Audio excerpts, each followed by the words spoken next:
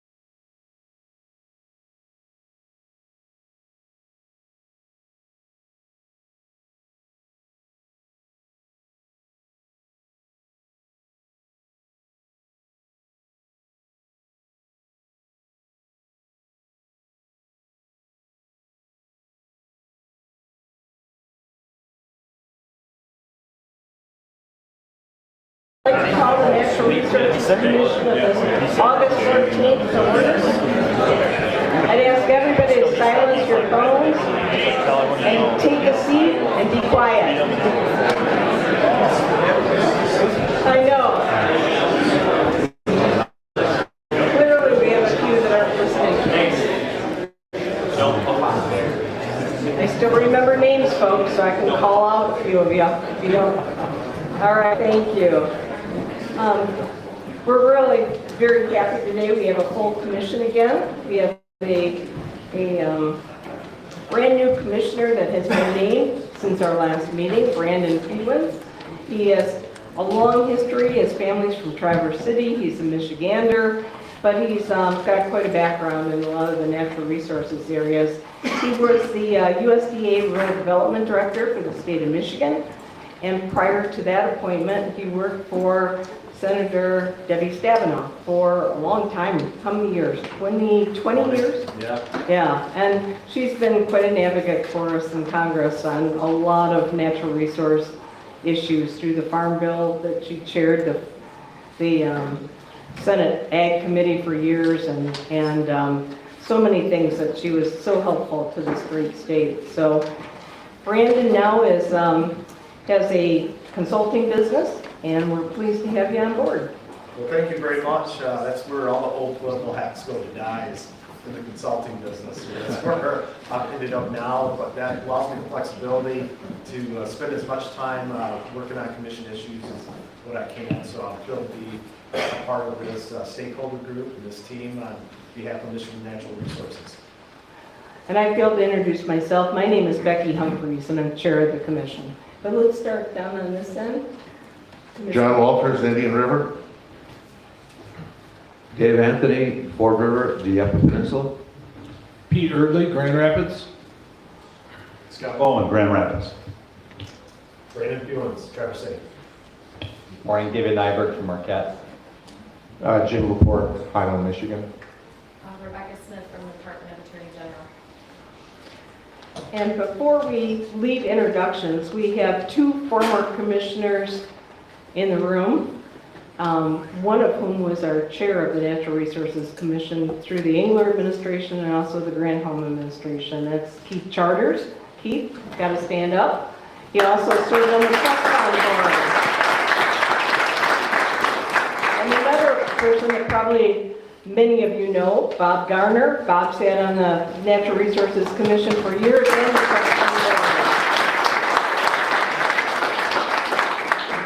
So it's a pleasure to have you back. And it's rather interesting that you're sitting in the audience rather than right beside me here in this other role. So anyhow, people in conservation don't go away. They just move into other roles, I've decided. All right, with that, I'd like a motion to move for the agenda, to approve the agenda for today. So moved. Any edits by anyone? Hearing none, all in favor? Aye. Those opposed, the same. Agenda is passed. I'd like to have a motion to approve the June 12th, 25 meeting minutes. We didn't have a quorum last month, so we held these over a month. So moved. Do I have a second? Second. Any discussion or edits? Hearing none, all in favor, say aye.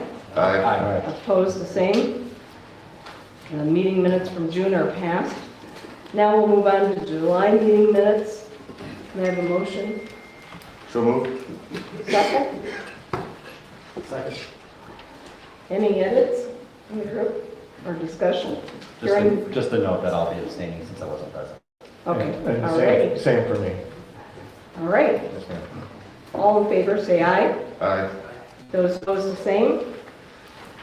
The meeting minutes are passed. All right. All right, now that we have a full commission, it is appropriate that we elect the vice chair. Governor's office, the governor, but the vice chair we elect ourselves according to our administration and our rules. So with that, I'd take a motion for the vice chair position. Madam Chair, I'd like to nominate Commissioner Dave Anthony for Vice Chair of the Natural Resources Commission. And Madam Commissioner, I'd like to second that nomination. Any discussion? I would just like to say I look forward to having Dave as our vice chair. I will fully support this during the time of vote. Any other comments? With that, all in favor, say aye. Aye. Those opposed, the same. Congratulations, Mr. Vice Chair.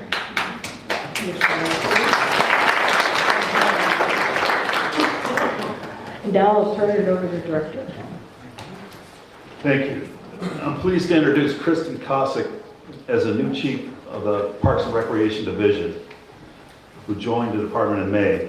Kristen replaced Ron Olson, who retired after 20 years of distinguished service to PRD. Kristen came to Michigan DNR in this new role with a broad range of experience in the National Park Service. She served since 2021 as Chief of Staff at Yellowstone National Park, and in that role she was a Senior Advisor to Yellowstone Superintendent, executing leadership initiatives and strategic priorities for the most complex national park in the country. She also managed the park's congressional and legislative affairs portfolio, working closely with elected officials and staff from 10 congressional offices, 3 state governors, and 5 county commissions across Wyoming, Montana, and Idaho. Prior to becoming Chief of Staff at Yellowstone, Kristen served in several other leadership roles at the park. She has worked in administrative roles at other national parks as well, including Sequoia, Kings Canyon National Parks in California, Kenai Fords National Park in Alaska, and Yosemite National Park, also in California. Kristen holds a BA in political science from the University of Michigan. Won't hold that against her. And leadership from Harvard University's Kennedy School of Government. We appreciate this broad portfolio of national experience in parks.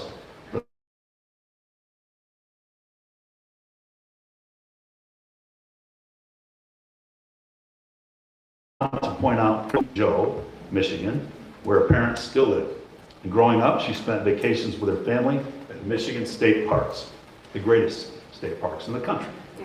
and visited national parks. We're thrilled to have someone with Kristen's depth of experience commit to lead one of the best state parks systems in the country. Please join me in welcoming Kristen.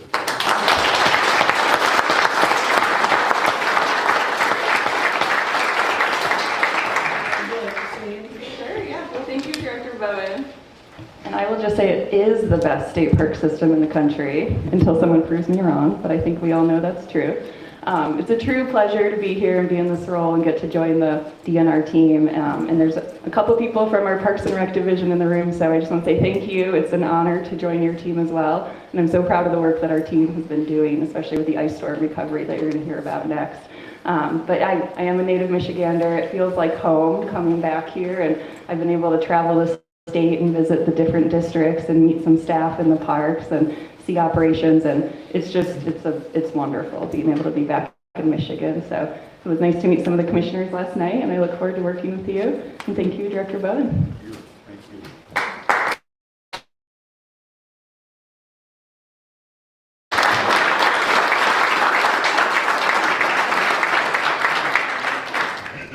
I would like Dan Bach to come forward. Dan? I'm going to introduce Dan Bach and ask him to come forward. Dan is an assistant attorney general working with the Department of Natural Resources for 17 years, where he distinguished himself through his legal expertise, integrity, and dedication to public service. During his time working with the DNR, Dan demonstrated an unwavering commitment to upholding Michigan's environmental laws and protecting the state's natural resources. Dan has been recognized for his strategic legal thinking, collaborative approach, and ability to navigate complex regulatory and statutory frameworks. Dan represented the DNR on numerous legal issues, including Line 5 in the Straits of Mackinac. And I think you still got that case even though you're leaving us. True. Thank you. Thank you. In that role with the AG's office, Dan supervised a team that represented the DNR in cases on state commercial fishing, tribal treaty rights, and legal questions related to public land ownership and riparian rights. Dan can always be counted on to provide consistently reliable legal guidance, which he did for multiple DNR directors and numerous NRC members over the years. Please join us in recognizing and honoring former Assistant Attorney General Dan Bach.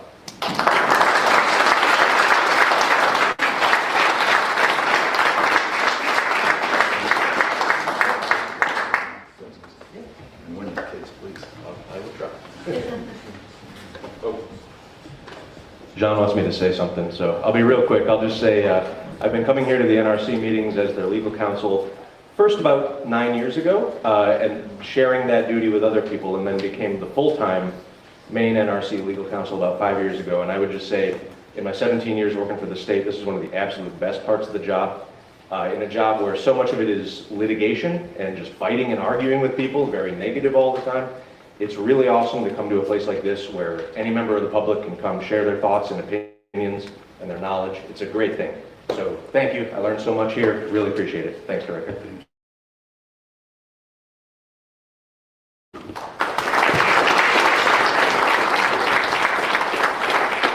Dan, we hope you'll stick around long enough for us to get a photo after we get through another presentation. I didn't know an attorney that would walk past the microphone. I'd like to invite the chiefs to the table for the ice storm report and recognition.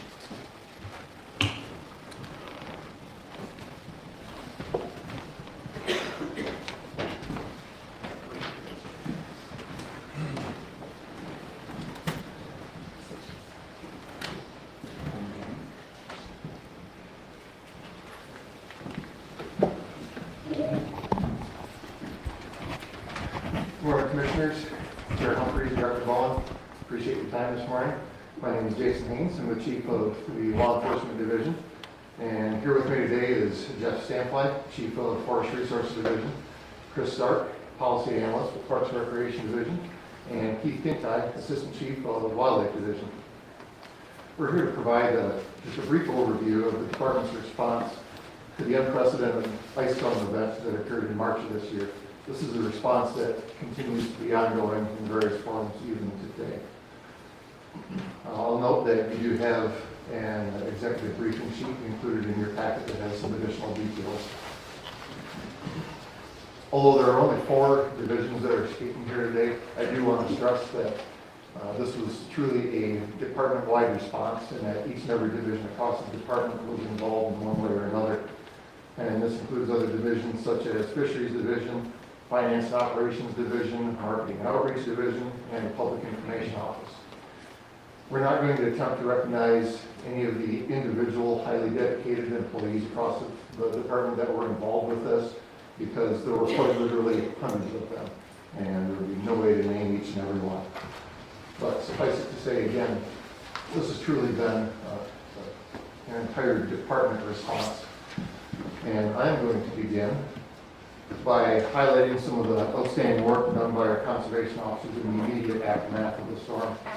As you're likely aware, our conservation officers are embedded within their communities, and that allows for very rapid on-the-ground response to events such as this. And I'm going to start with these 2 pictures that you see on the screen that exemplify the critical role that our officers played when doing door-to-door welfare checks. Our officers supplied water, fuel, and other critical supplies, particularly to residents that were most in need. And the picture you see on the left shows 2 of our officers delivering water to a central location for distribution to residents. The sergeant in the picture on the right is there with an elderly resident the second day of the storm, and was found to have only 2 hours left of her oxygen supply that she relied on. And fortunately, she was found in time that she was able to be set up with the oxygen that she needed. Now, there are countless other examples like this, including instances where officers bought critical supplies out of their own pockets to get the most vulnerable residents through the situation that they found themselves in at that time. Of course, our officers were also engaged in more typical public safety issues, such as safeguarding around down power lines and trying to reach residents that were located down impassable roads. And a few pictures here that exemplify some of the scenes that they encountered.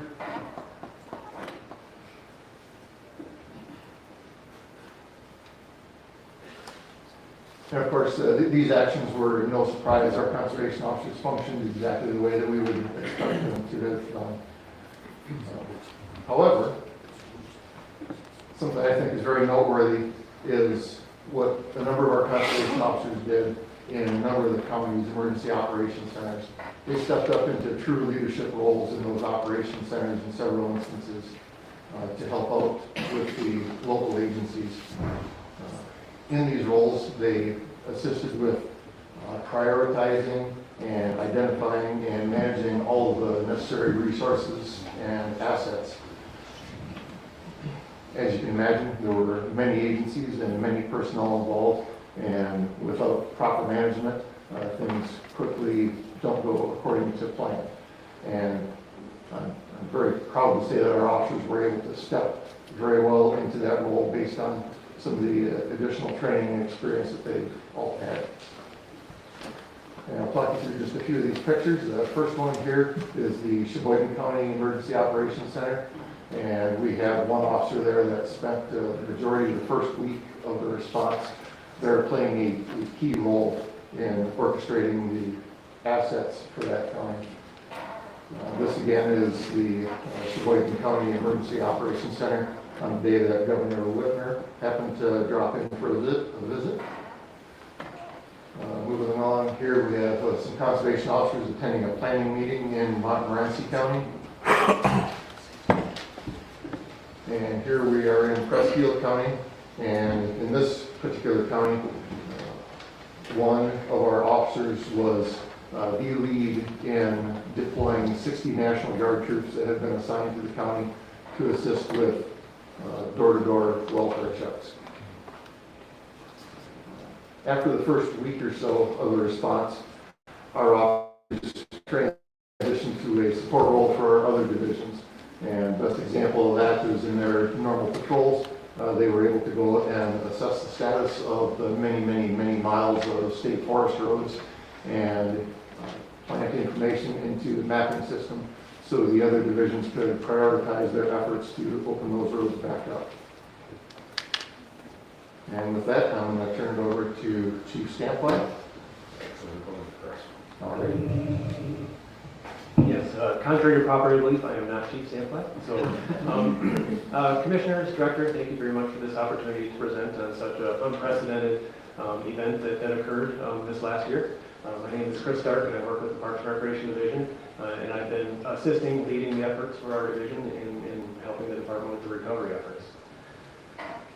So the very first thing that our division and staff, and probably staff from all of the area, had to do was find a way to get out of their homes. I think one of the things that gets lost a little bit in this recovery when we talk about statistics is that most of the people who live here were also personally affected.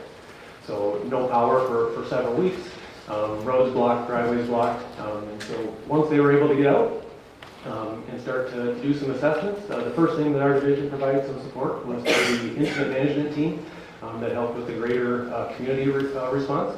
So we provided staff that worked underneath the Forest Resources Division command team in helping clear roads and secure critical infrastructure, such as radio towers. Once that work was complete, we started to do an assessment of our facilities. Over the 12 counties, we had 19 state parks, 54 state forest campgrounds, 162 boating access sites, and approximately 3,200 miles of trail that were impacted. Now, obviously, we've had storms in the past that have affected state parks, some that have been pretty major, but nothing on the scale of this. The geographic area is just, it's hard to even fathom, to be thinking about from Grayling all the way up to St. Agnes. And so, as we got out and started looking at all these things that had been affected, it became very clear that there was no way for us to recover from this in a very quick manner. We were going to have to prioritize where our resources could go and what we could do to open things up. Also recognizing that there is a very large economic impact to our recreational facilities, not only for the department, but for local communities. A lot of them, they rely on their campgrounds and their trails and different sports to stay kind of provide that income throughout the summer season. And so as we prioritized, our first priority became opening up our state parks. Most of our state parks have lodging where people have made reservations 6 months in advance, and so that was our first priority. We were able to, with the amazing work by our team and some volunteers, we were able to open all state park lodging by May 15th, which was way ahead of our original thought and deadline. There were places when I was assigned to this 18 weeks ago that I looked at and thought, there's no way that this will open in 2026. We're just going to have to write off some of these places and come back to them later. But our team has done an incredible job. Within the state parks, we have hauled up. We first had to go in and just secure access. So we had to use heavy equipment and dump trucks to carry up 1,000 loads of debris and move to off-site dumping locations. Also using things like wood chippers to chip up that brush. But the one thing that we had not anticipated and had not seen before was the need for aerial work. So unlike a windstorm where a lot of trees and branches come down and land on the ground, the way that this ice storm affected the forest and the trees is it left a lot of material and debris hanging up in the canopy of the forest. And so obviously we can't open our campsites to the public with all that debris hanging up there. So we had to mass an army of aerial lifts, and so our department has a few of them, but nothing that we could take this entire task on. So we had lifts from the department come as far away as Belle Isle, but we also had to rent some, and some that not only to have more, but also to have the capacity to go higher up. In Onaway State Park, for example, we had to rent a lift that was 130 feet tall in order to take down the limbs in the historic white pines so that we could save those trees, and take it down. So the aerial lift work was not like anything we had seen before, very time consuming, making sure that we kept everybody safe. Next, we moved on to our state forest campgrounds. So our team was able to open all these by our July 4th deadline, all but one that's still kind of lingering out there due to some oakville concerns, but it's a very low-use facility. So those state forest campgrounds and all of our boating access sites were open for that July 4th holiday. Next, we moved on to trails. Like I said, 3,200 miles of trail. We started with the linear trails, and so we have 3 major linear trails that go throughout northern Michigan. Those were the first priority when it came to trails, and then we moved on to things such as ORV routes. We're now working on snowmobile trails and non-motorized pathways as well. To date, we have just over 1,000 miles of those 3,200 miles left, which means that we have successfully and safely opened 68% of the impacted trails. Now, this has been done with a lot of assistance from our own division, but also with help from others. And so we have had over 340 Parks and Recreation Division staff assist with this recovery effort, as well as volunteers. So if you look up on the screen, that is a picture of a volunteer event that was held at Hartwick Pine State Park. We had a few of these that we did throughout this recovery effort. And what I was shocked about during these gatherings was that people were coming from all over the state. We had folks from the Detroit and Grand Rapids areas traveling all the way up to spend 4 or 5 hours to help take care of their parks, their natural resources, because the people in Michigan care about these. Alongside that, we've also really relied heavily on our partner groups, and so our snowmobile clubs, our ORV clubs, and our non-motorized pathway partners. Have also been out there working on some of the areas that were a little less impacted because we've had to be cautious about what we send them into, but they have also been a tremendous help as well. And so with that, I'm going to go ahead and turn it over to the real Chief Standfly. Okay, morning Commissioners, Director. So this happened at the end of March, and so we're, in our division, we're thinking, all right, it's break up, we're waiting for weight restrictions to come off, we're waiting for roads to get opened up, and then we're thinking fire season, because that's the start of our fire season once the snow leaves in the spring. And this happened to happen over my birthday weekend, and so I was waiting to see where the ice was going to go, because if you remember the news reports, it was going to be the upper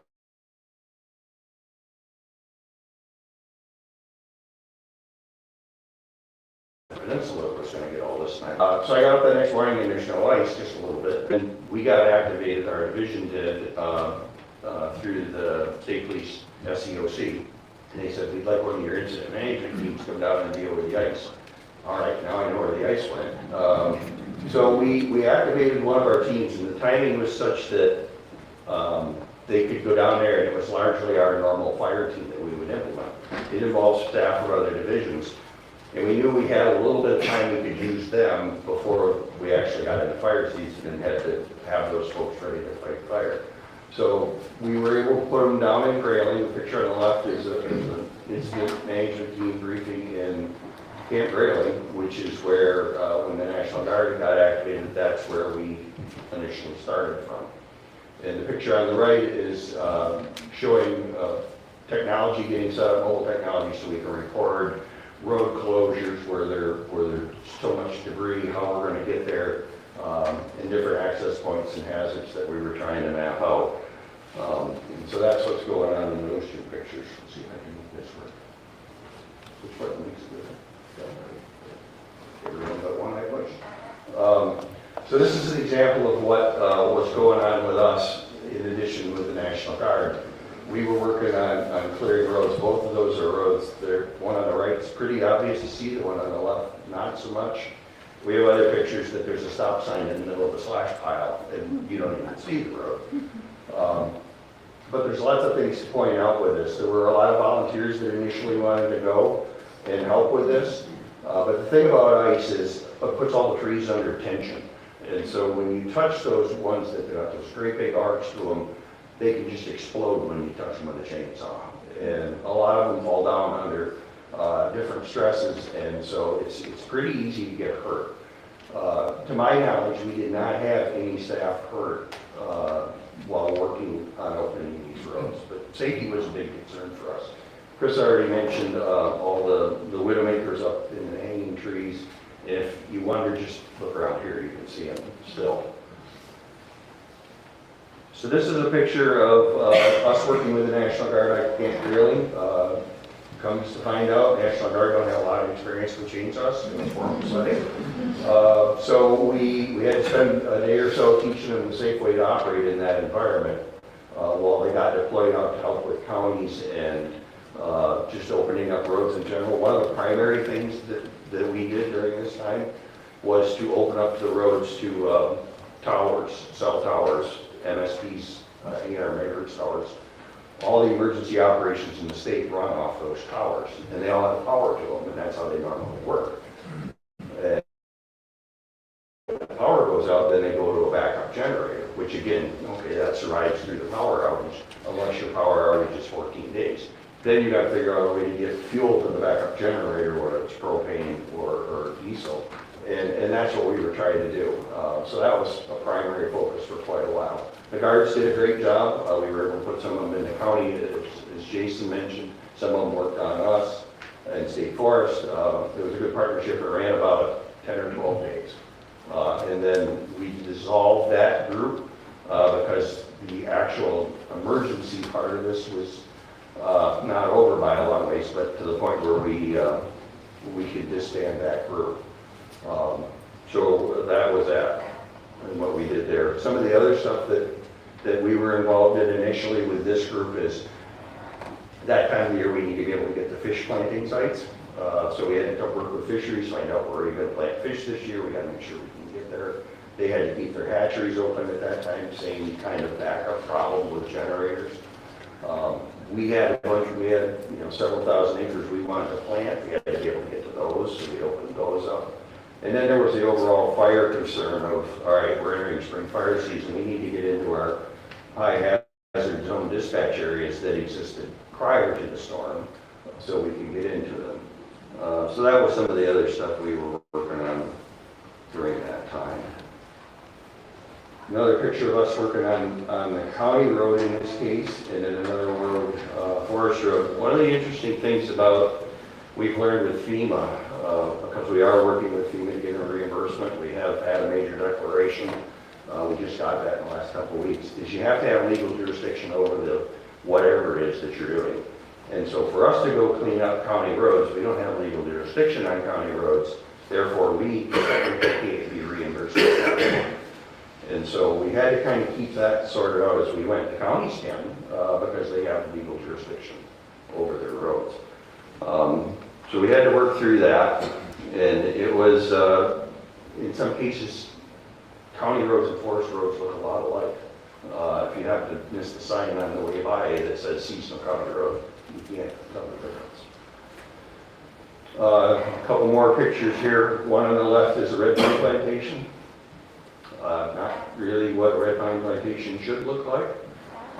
We had thousands of acres of red pine damage. There was 919,000 acres impacted, as near as we could tell, of state forest. We put a lot of loggers went right into salvage. They had sales in there. We have been working on timber sale salvages since it started. So did a lot of the private landowners. Promptly flooded the timber market, and they were already sitting on a lot of wood to begin with because they were entering spring breakup season and you can't truck full loads of wood. So most people were sitting on a lot of wood when this happened. So we did the best we could at trying to salvage. We did not we got a fair amount of the red pine, assuming it gets cut, and then the idea is we'll go back in. We'll probably have to treat the fuel loads because they won't be real clean.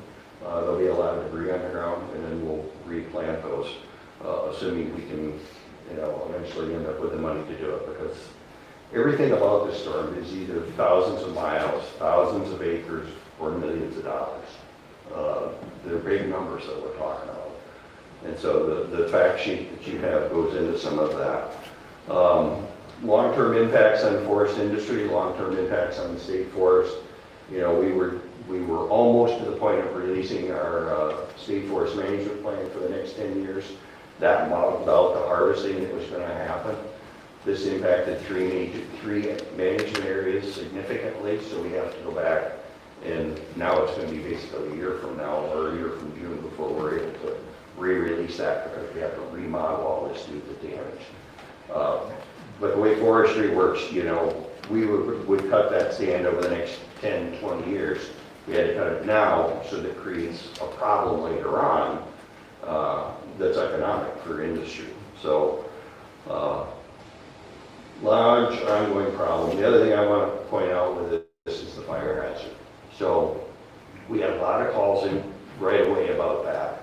And we, basically if the public couldn't get there to start something, it was probably not a huge problem at the moment. Number one, fire causes debris burning. If they can't get there to burn, then they can't start a fire. So we went through spring season about like usual.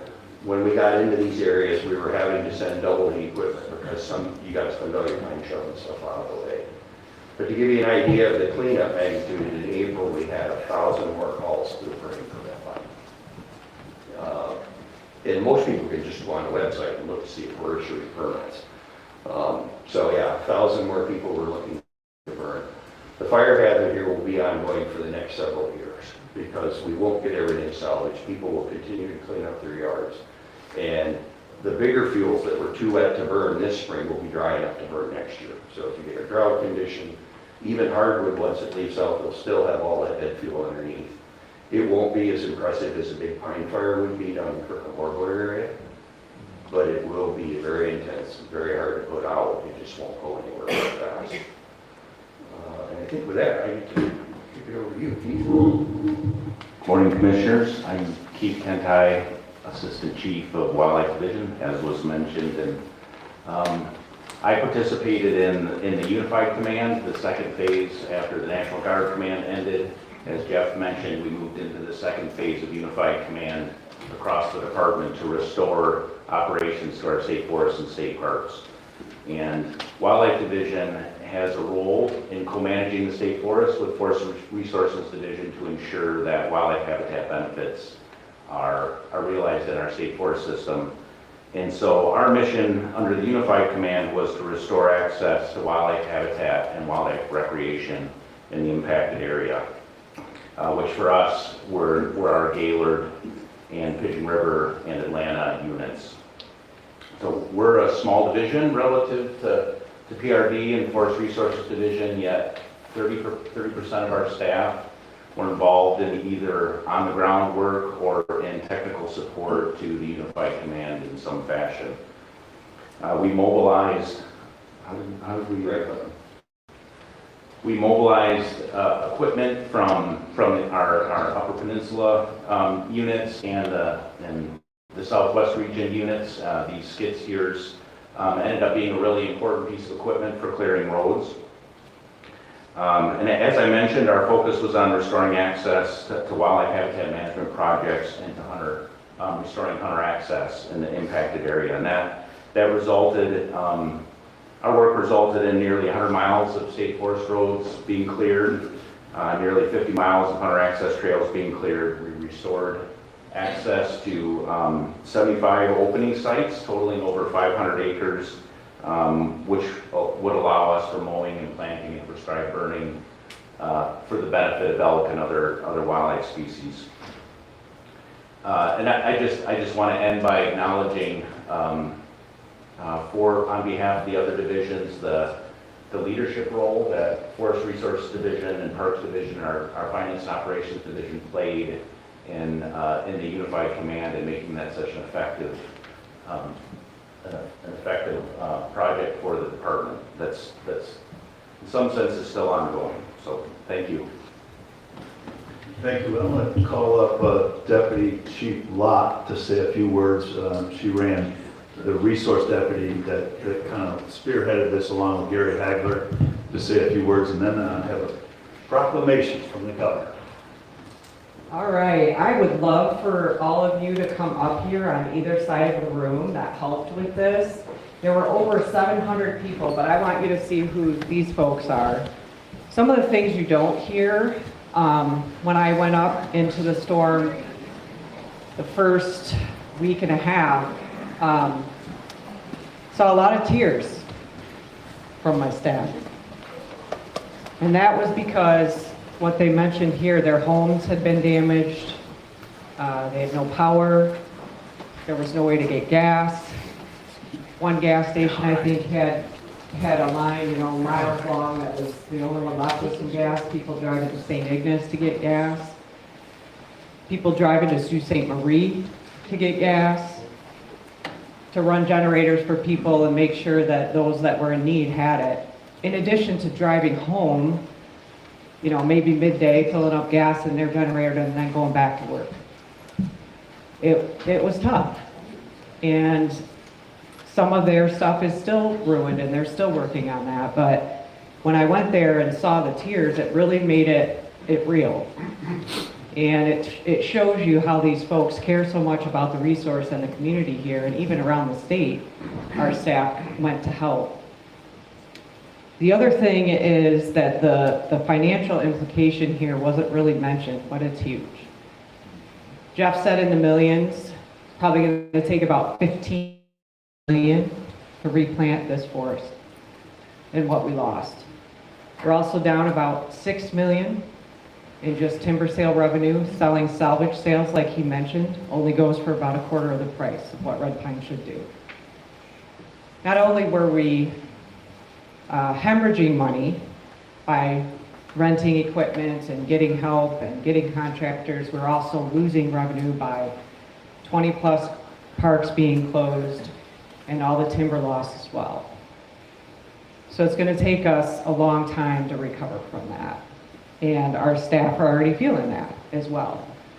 So these guys are showing the really good side of the Good Samaritan type of things here, and I'm telling you the bad side. So I just want folks aware of that it's not over. It's going to be a long time. Our forest issue, that's a 50-year problem. So we're going to keep working on that for a long time.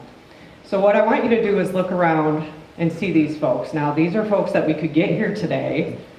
There's over 700 that helped. And I just want you to understand that if you see any of them in the community, please thank them for what they're doing and what they've done.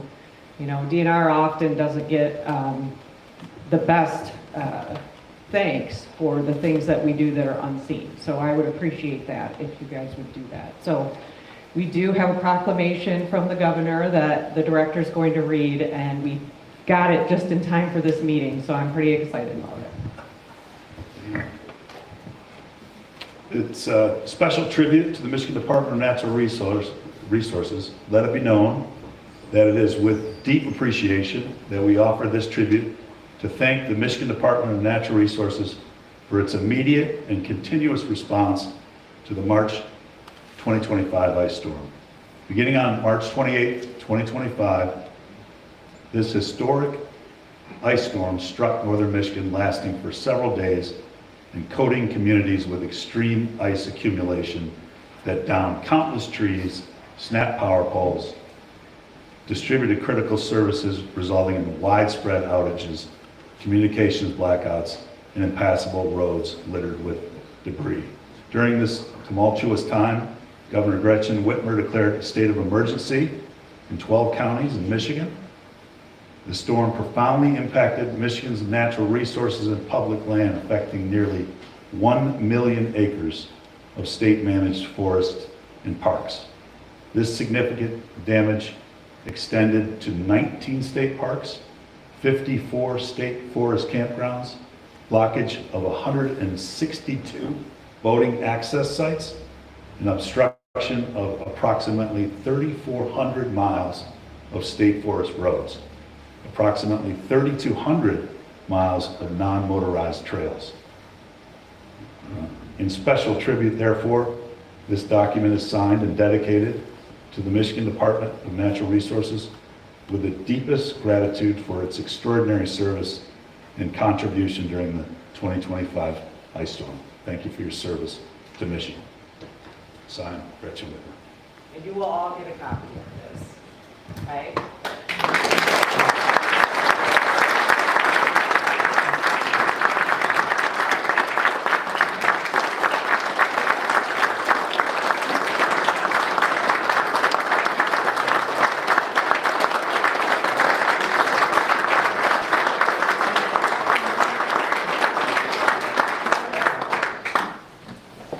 Tremendous effort on behalf of the department and everybody in it who worked on it. So our thanks. We are going to take just a short break and take a photograph outside.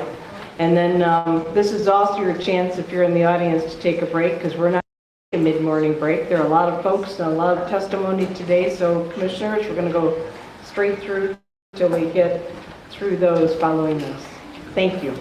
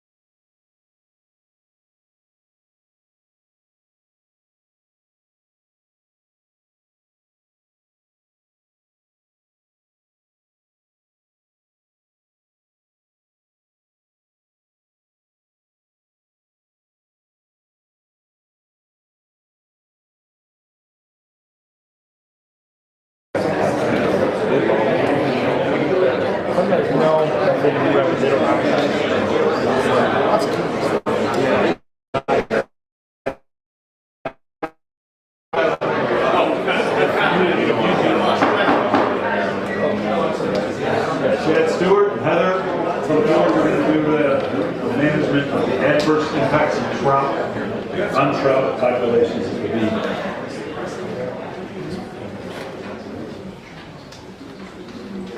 Chad?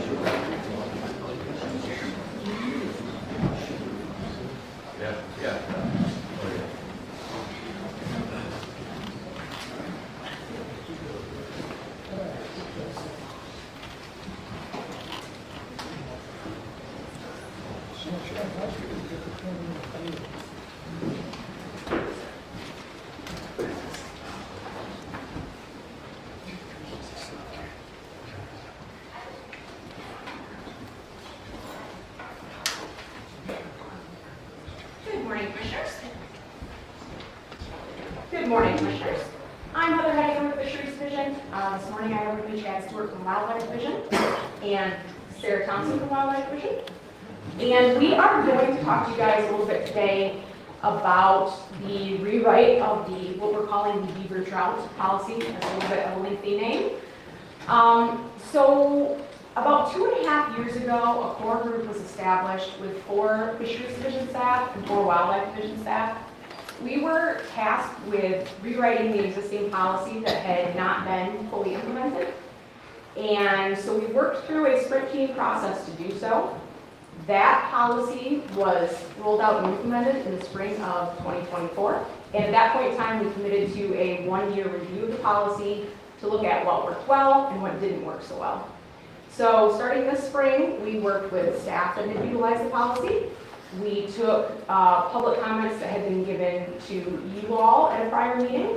And we had some additional public interactions with stakeholders that had utilized the policy to figure out what those things were that worked for them and what we could stand to improve. So what we're going to talk about today is a little bit of a history of the development of that policy. And then we're going to work through the 23 action items that we developed through that 1-year review process and let you guys know where we stand on those right now. So with that, I'm going to turn it over to Chad to get us started. Thank you, Heather.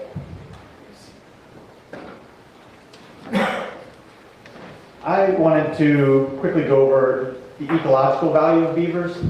They are considered ecosystem engineers as they significantly modify habitats through building dams, thereby affecting the availability of resources for other organisms. Dam building activities create and maintain wetlands, and when dams wash out, it can result in open and young forest habitats along riparian areas. Studies have shown that riparian areas with beaver activity are more biologically diverse, and beaver-influenced wetlands are often preferred over other wetlands. In a paper by Kemp et al. In 2012, the authors undertook a systematic review of the impacts of beaver dams on fish and fish habitat based on a meta-analysis of the literature and expert opinion. In their review, the authors found that the benefits were cited more frequently than the costs, but there were many examples of both, representing how trout responses to beaver activities can be very site-specific, and expected impacts due to beaver must be considered in the context of each individual stream system. Important considerations include hydrologic source, gradient and flow, water temperature, and riparian corridor conditions. The most frequently cited benefits of beaver dams included increased habitat heterogeneity, rearing and overwintering habitat, flow refugia, and increased invertebrate production. Conversely, impeded fish movement because of dams, siltation of spawning habitat, and low oxygen levels in ponds were the most often cited negative impacts. A couple of items show up in both categories. Increased water temperatures and blocked fish passages can work in both a negative and positive way. Higher temperatures can be lethal in some systems or lead to increases in productivity in others. Blocked fish passages can be a positive in situations such as Arctic grayling, reintroduction zones, having the separation between the grayling and predatory brown trout could offer protection to the grayling as well as the brook trout in some instances. Because of the ecological and recreational values of beaver and trout and site-specific impacts of beaver on trout habitat, the department created a beaver trout management policy in 2001. However, portions of the policy weren't fully implemented and it became outdated over time. It was also written in a more general manner, which allowed for inconsistencies in its implementation across the state. As a result, it was decided that a new policy needed to be created to address these issues. However, to address permit requests that would come in while the new policy was being created, an interim policy was drafted in under a month and put in place in April of 2023.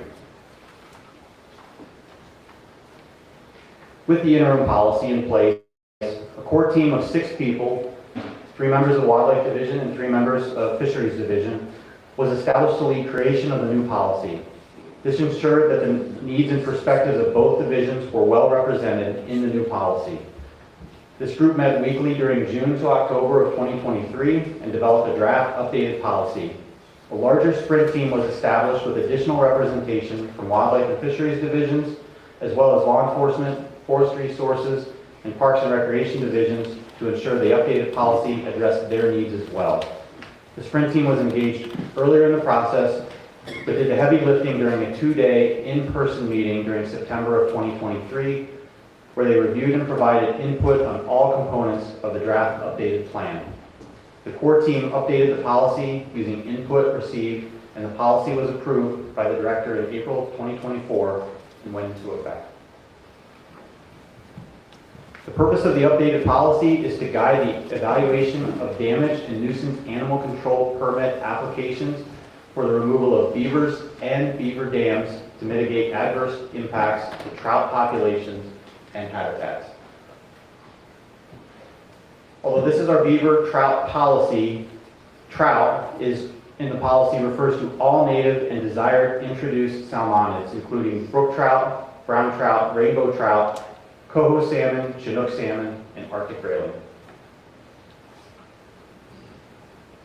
Once a damage and nuisance animal control permit application is received in which the applicant is requesting to remove beaver and/or beaver dams to mitigate impacts to trout habitat, the application must be either issued or denied within 30 days of receipt. This is similar with other DNR policies and is consistent with the length of review for other situations covered under these permits.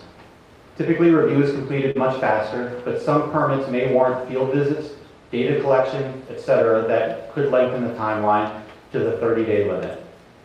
However, the policy does include a couple of exceptions to this timeline if beaver activities are notably impacting the existence of a state or federally listed threatened or endangered species, which would require consultation with relevant programs.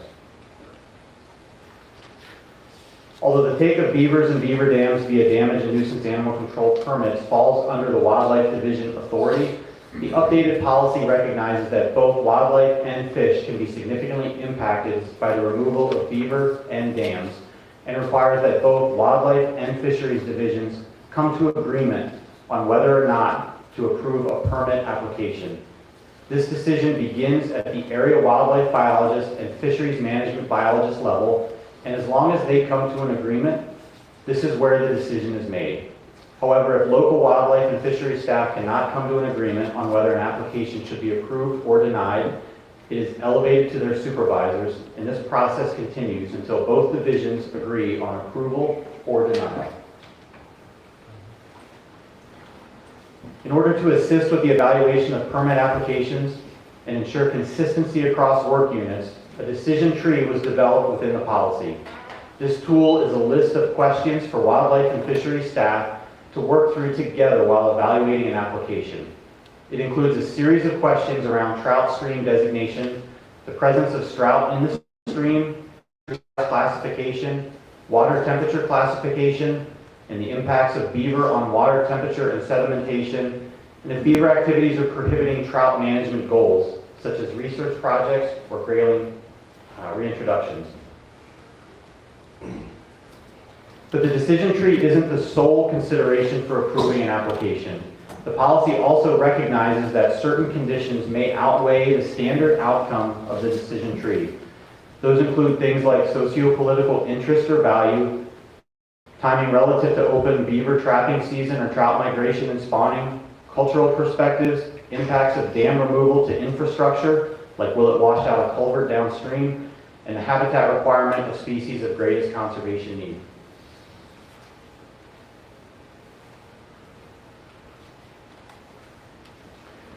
Once decision to approve or deny an application for a permit is made, the area wildlife biologist will follow the appropriate existing policy for issuing a permit or denying an application.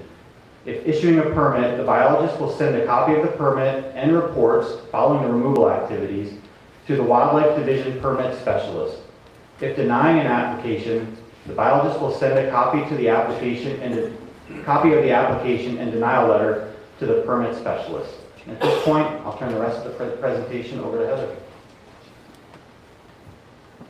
All right, thank you. So we committed to the one-year review after we had implemented this policy and folks had had a chance to kind of work through it and see what it was that worked versus didn't. So starting in January of this spring, we held a meeting in Traverse City, and that meeting was comprised of who responded to an email that we sent out asking, did you use the policy? Do you have any comments for or against the policy that you'd like to share and be part of the discussion of? So we convened that meeting, and from that, we have 23 action items that we'll kind of go through here in a bit. Moving on to April, the Beaver Trout Core Group members met again, and we cleaned up that action item list and assigned those tasks out to various team members. In May, we presented to the Cold Water Resources Steering Committee, so a presentation very similar to this where we walk through the action items. And then currently, we had a meeting 2 weeks ago with constituents. It was pretty well attended. We had a lot of representation from constituent groups there. And it's the same presentation that we are sharing with you guys here today, going through the completed and in progress action items. So for this discussion, you're going to notice we grouped these action items by category to kind of make them make sense and make this conversation flow a little better. The original numbering was left on the side, so we do have a document, if it wasn't provided to you, we can get it to you, that has those action items in order, so that folks could kind of track those action items on those lists as we went through them. So the first grouping is background information. So this action item was that the sprint team will change cold water streams to encompass other stream classifications on page 2 and 3. That's been completed. We changed that language to read cold water and cold transitional streams. And you'll notice a lot of these are very much housekeeping sort of items, things that make the policy read better, that make it clearer and more well-informed. The next one, sprint team will eliminate headwaters from the middle of page 3 to encompass other types of reaches with groundwater fed areas. Kind of realized that headwaters was a little too specific, and there's a lot of other portions of streams that we have good groundwater contributions that are also equally as important. So we removed that language. Moving on to process items. Sprint team will add a new step between steps 3 and 4 where there can be a pause to say that the application is incomplete and more information is necessary.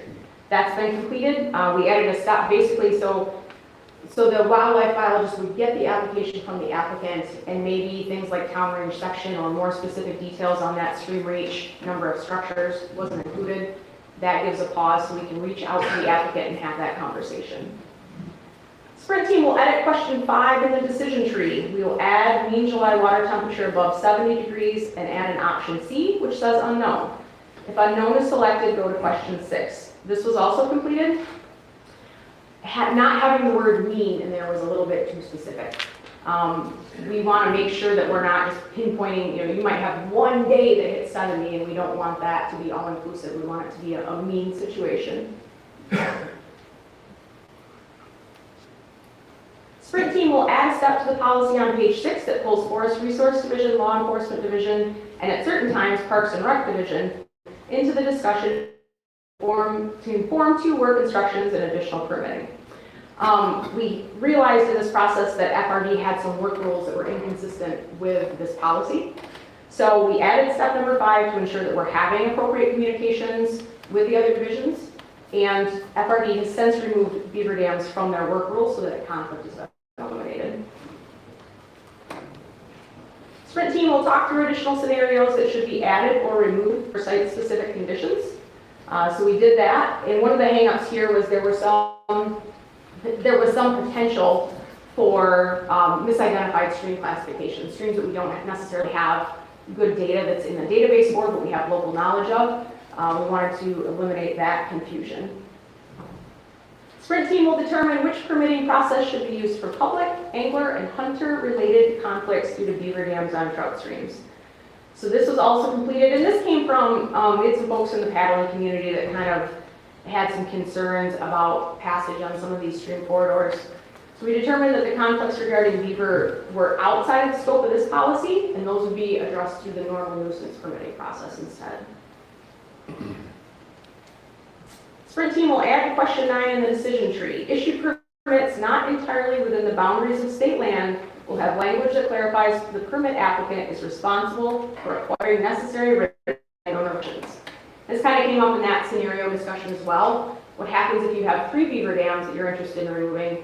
2 of them are on state land, but the uppermost one, maybe there's private on one side or it's private on both sides.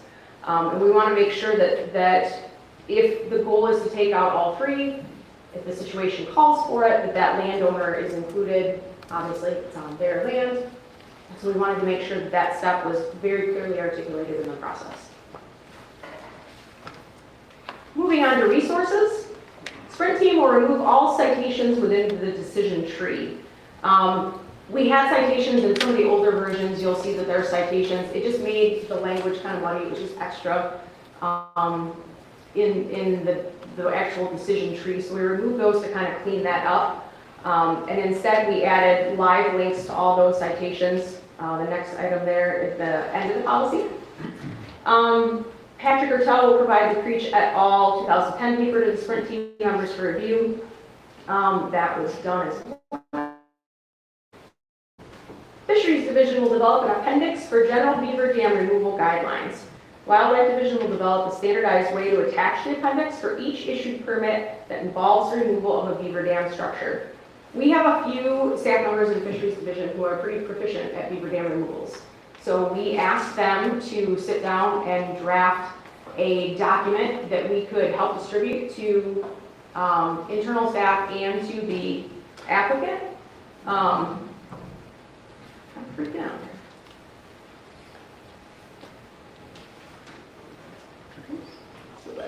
Okay. So that that could be attached to help guide the applicant on the best management practices involved in dam removals.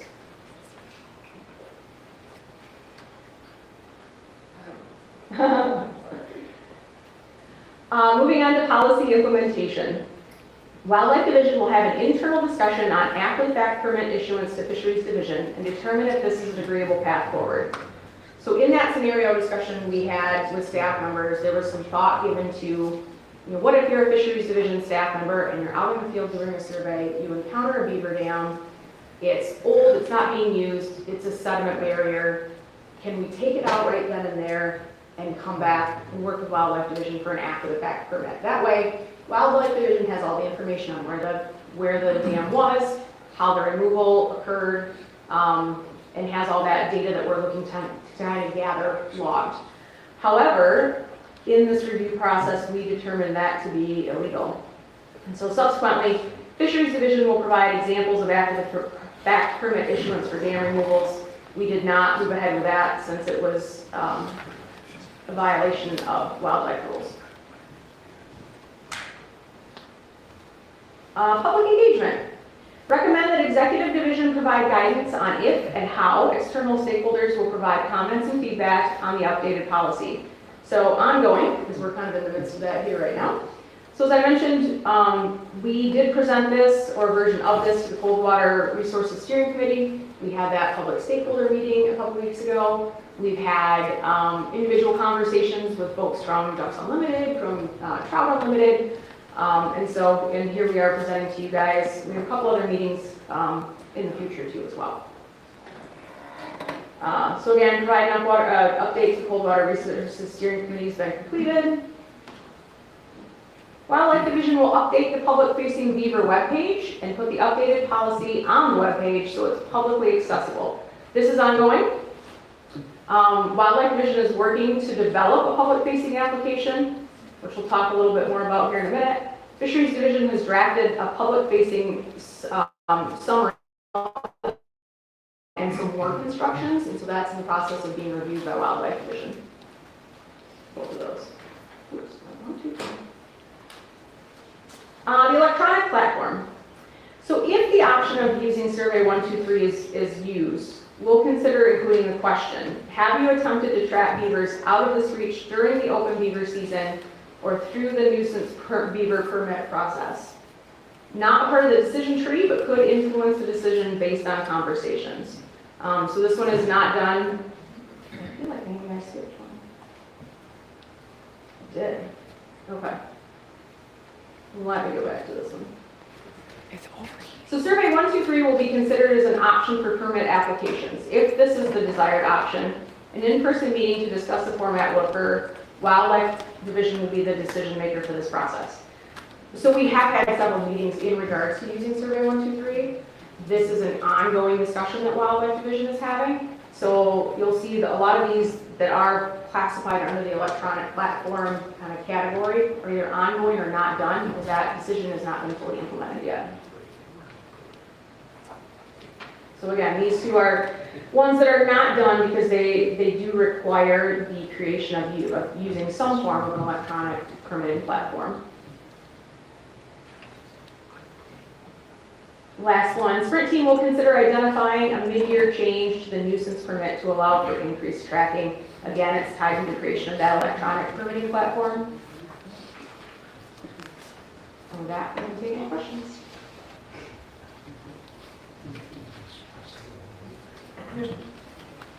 Commissioners, questions, comments? I have a quick question. In the last year, can you comment on the number of dam removal permits that you've been requested and how many you approved? Yes, so the first year of the policy, there were 2 requested, 2 approved. And this is simply the beaver trout interaction permit. I think this year so far in 2025, we're up to 5, and they've all been permitted. Thank you. Just so that the public is aware, the Wildlife Committee for the NRC has been meeting to discuss this topic and other nuisance topics, nuisance animal topics. And we just met with the Wildlife Division earlier this week. And what we would like to do is, at another meeting, of course, have Fisheries Division and Wildlife Division come speak before the Wildlife Committee, and we can set that up. But I wanted to at least let the public know that we are certainly very interested in the topic, and will continue those comments. But if we could coordinate a meeting between the Wildlife Committee, Fish Division, and Wildlife Division, we'd appreciate that. Yeah, they're actively searching out some dates. I think that conversation it's good to have both at the table, so I'm looking forward to that. Exactly. We missed you. I've heard rumbles that getting through to get the permit has been one of the items that were identified in terms of problems with the public. And I know you're trying to get it on the web, so talk to us about what is the electronic form, timeframes with that and concerns. Is it a funding issue? Is it a timing issue? Do we have to work through another department since it's IT? So we have to design what we want first. So there's a lot of discussions happening right now as exactly what would be in that form, what would it look like, how would we make sure the public can, access that and make it an improved process. So that's where the discussions are right now. Once we know what we want in that form, then we'll see if staff have capacity and knowledge to create that, and if not, we'll have to contract that out. So it's if we have to contract it out, the vendor that we usually use to contract that out is about 2 years behind in the queue, so that might take some time. We're hoping that in-house staff have the capacity to do that. It just depends on how complex it is to make that happen. So that we're literally at the trying to design what it would look like, so we know how we can get it created. What's your timetable for that design? I think they're having another meeting in September, is that your understanding? To talk through that some more, and maybe we'll get through it in September, maybe we need more time to determine exactly what it is that we need to create. Did you say 2 years out to have something on the web? If we have to go with the outside vendor that's contracted with the state, if we can do it in-house, which is our hope, then it could go quicker. If we can, allocate staff time to actually design it rather than having to go with an outside vendor. It depends on how complex it is. we might not have staff knowledge to create something that complex. To kind of add to that, so I talked a little bit about improving the web page and providing some guidance documents for applicants. We're hoping that by putting that information on the website, we can alleviate some of the burden on Survey 123 and make it a little easier for staff to design it in-house. So we're trying to kind of make things a little more concise to make that happen in that timeline, but it's still working. Recognizing that we have financial hardship and staff hardship, how much time is devoted to just beaver and trout stream activity within each division? Any thought to that?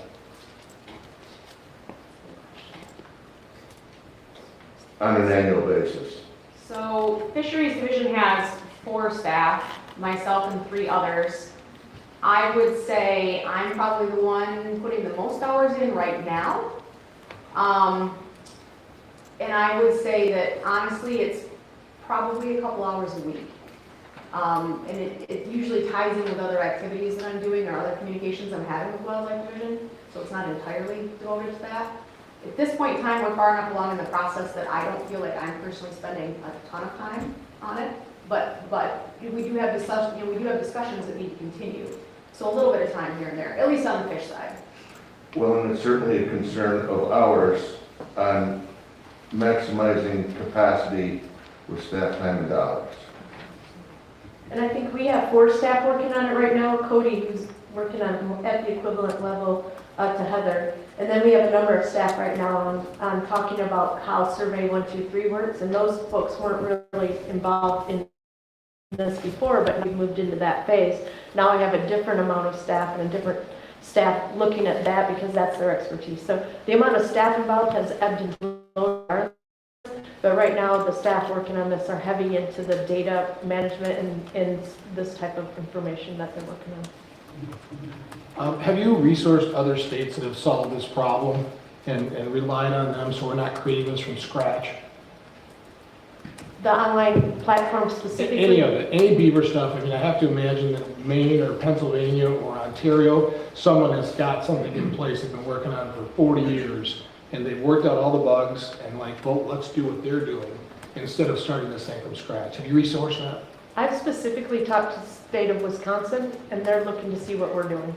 So right now, we're kind of the leaders in this from the folks that I've talked to. I don't know if you have any new information, Heather. Yeah, and that's it. Wisconsin is kind of in the state. So we've had a couple of fish staff.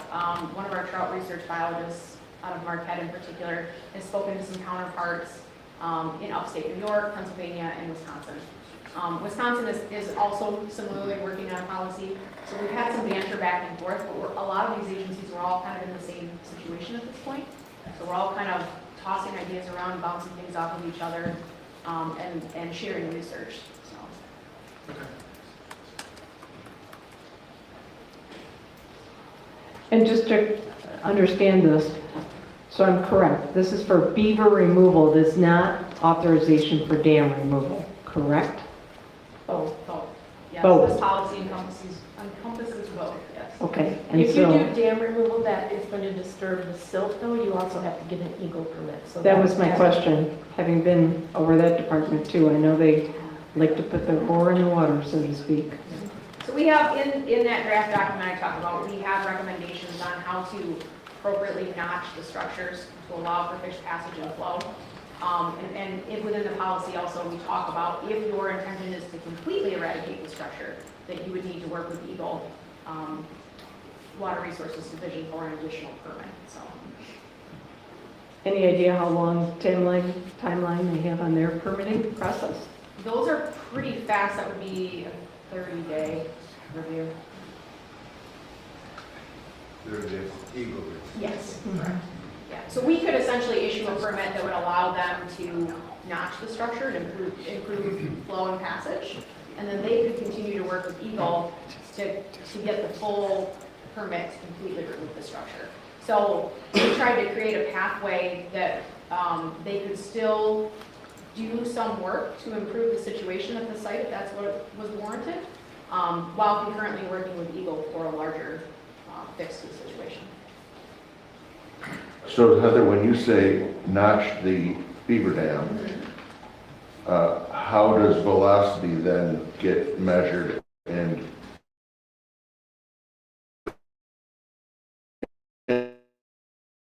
notched? That would be specific to each individual location. Is it considered? Yes, it is considered. So we would ask the applicant, you know, looking at each individual situation, we would ask the applicant to remove remove portions of the dam in a strategic manner so that we're not sending one giant gush of water downstream, so that we're not completely draining the impoundment in one day. Just like we would permit, or EPA would permit, a man-made dam removal. You know, we have specific, depths or inches of water that we want to see, drawn down per day. We want to have that kind of a strategic operation when it comes to disassembling some of these beaver dams as well. So, yes. The primary focus, as I recall, was reducing the temperature. The threat being increased temperature from the flow of water, stoppage of the flow of water. When you notch a dam, are there methods that you can use, and do you use them to measure the impact on stream temperature? We definitely could. I mean, we could ask, or we could go out and install temperature loggers in the impoundment and below the impoundment if we felt it was necessary. Temperature is a little, and Chad talked about this a little in the beginning. Temperature is kind of a weird parameter. There are times that it can be beneficial to have a little bit of warming, and there are times where it's hugely detrimental to have that amount of warming. And so again, these are the types of questions that led us to want to review these on a very site-specific basis. There are some structures that are providing benefits to trout populations, and there are some structures that are providing detriments to trout populations. We want to make sure that we're reviewing these and working with folks to remove these in a manner in which we're utilizing all the benefits for terrestrial species and for aquatic species. So that's why there's a lot of questions here. That's why that decision tree was put together, because we want to look at those specific parameters for each location to make the best informed decision. One last question. You probably said this, but if you could repeat it for me. So a stakeholder on public land can apply for these applications for dam or beaver removal? Correct. Okay, thank you. Quick question on the electronic platform. I assume, you said the vendor's 2 years behind right now. What prevents the department from issuing an RFP to attract other vendors? It depends on how the system is. If we have to go with the licensing system, that vendor is a contract that we can't go outside of because that's how the contract works. If we have a different kind of platform that doesn't require to go through the licensing system, then we could. So again, that all depends on what we're building, how complex it is, and that's still the direction we're unknown, is like the staff that deal with this, which is way above my understanding, are trying to decide what it takes to make sure it's a good interface between the public and the system. And so they're working on that, and once they get done with their analysis, then we'll know which direction we're headed. So that is being an option that's being considered. Yes, correct. Do we still have an IT department? We do. DTME. So IT functions were centralized, which gives another department agency authorization as we build IT programs. Correct. Any other questions, Commissioners? Just one final one from me. Can you please identify, either of you, when warming trout stream temperatures or a cold water stream is beneficial? So there are some instances when you have exceptionally cold water streams that you have reduced productivity in that watershed due to the fact that it's so cold. It can prohibit certain species from being present, certain aquatic species from being present, certain nutrients from being present. And so if you have a very, very small amount of warming in said impoundment, oftentimes what we will see is increased macroinvertebrate productivity, increased bug life, improved food availability for fish. Most of us know or have done this in the past that If you're a stream fisherman and you see a beaver dam pond, the odds are pretty good you can catch a big brook trout behind it. Short So term. in these super cold systems where there's a lack of nutrients, a lack of food availability, a slight warming can be beneficial for a short period of time. It increases productivity, you can see some better fish growth, but it's a good idea to monitor that situation so that that temperature, so that warming doesn't hit a point that it becomes detrimental. And so when removing a beaver dam, we're obviously going to release warmer temperatures into the colder stream, increasing the temperature downstream, but at a decreasing rate. Is the bigger question then the sedimentation release that goes downstream? It can be, it definitely can be. Okay, thank you. Anything else? Thank you. Director, I'll turn it back over to you. Thank you. A quick report from the coyote background regulations. Dr. Avers.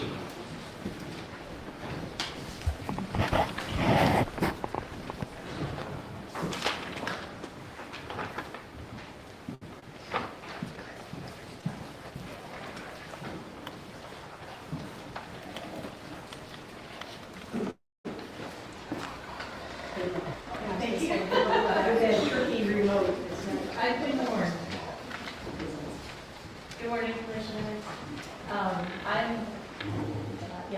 I'm Barbara Avers. I'm actually our Species Management Section Supervisor. Today I'm going to be presenting some background and some regulation information on coyotes. Doing this for our bear, fur bear, and small game specialist, Cody Norton, who is in Alaska, enjoying some well-deserved time off. The commissioners did ask that we put some of this information together for you for your meeting today. So, first slide here is just looking at the ecological benefits of having coyotes. So, coyotes are native to North America, and they have naturally expanded their range to include Michigan following habitat changes that occurred following European colonization. They are considered to be a keystone species throughout their range, which basically means that their presence or absence has a significant impact on the surrounding biological community. They prey upon a wide variety of species. They both compete with and prey upon smaller mesocarnivores like skunks, raccoons, and fox. They scavenge carcasses. They disperse seeds from soft mass species. And additionally, coyotes have impacts to and interactions with a host of other species beyond those that they just directly interact with. So coyotes also have both social and economic benefits. They're an important resource. For one, their fur for garments, but also their skulls, teeth, claws, glands, urine are all commodities. They do provide recreational opportunity for hunting and trapping, but then also some non-consumptive interactions. So this would be, people just seeing coyotes or seeing their tracks or, hearing their howls, just kind of that knowing that coyotes are present. So looking at coyote range expansion. So as I mentioned, coyotes are native to North America. They were commonly called the prairie wolf by European settlers. They were because of their association with kind of open land habitats. And again, they just have naturally expanded that range to include Michigan. And again, that was just following a lot of the habitat changes after colonization. This map here is from a 2018 publication and just shows that range expansion over time since about 1900. So looking at surrounding states, coyotes are considered native to the plains areas of Minnesota, Wisconsin, Illinois, Indiana, and again, they have expanded into the other Great Lakes states and provinces. So other states in the region have similarly considered them naturalized, like Michigan does, and they're not considered an invasive species by any of these surrounding states or provinces. So you can see there, Ontario, Ohio, and Michigan all consider them naturalized, not native, but naturalized. And now I just wanted, the next few slides are looking at the coyote regulations. So just kind of a bit of a timeline back to 1989. So from 89 to 2016, the coyote season was July 15 to April 15, and that was daytime hunting only. It was also closed during firearm deer season and UP in some of those years.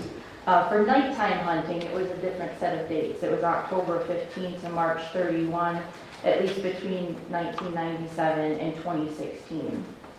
In 2016, hunting was established year-round for both daytime hunting and nighttime hunting, which added 3 months of daytime hunting and about 5.5 months of nighttime hunting.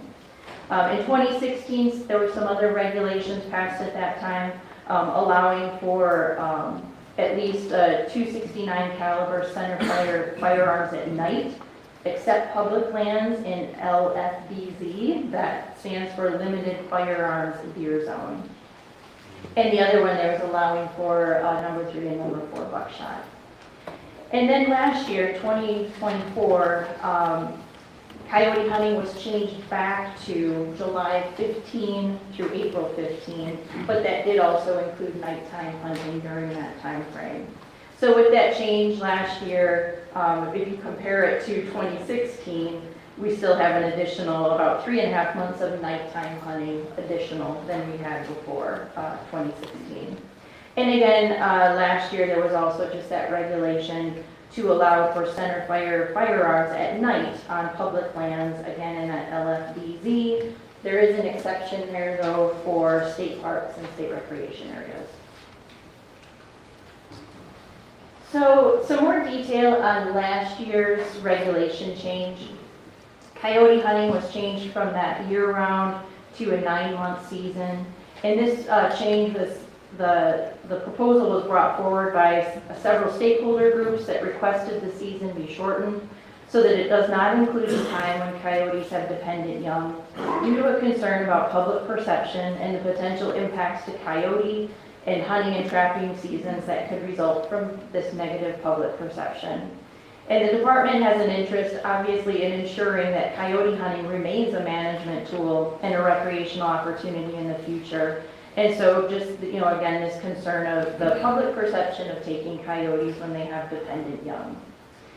So this change also made coyote hunting season more consistent with other hunting seasons for most other game species, that they are generally not hunted during times when they have dependent young. The change did not impact regulations surrounding wildlife conflict. That still allows coyotes to be taken year-round on private property if they're doing or physically present where they could cause damage.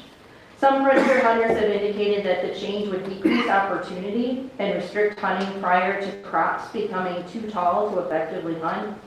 And still we think that this the 9-month hunting season is still one of the longest hunting seasons in the state, provides opportunity for hunters compared to other game species in Michigan.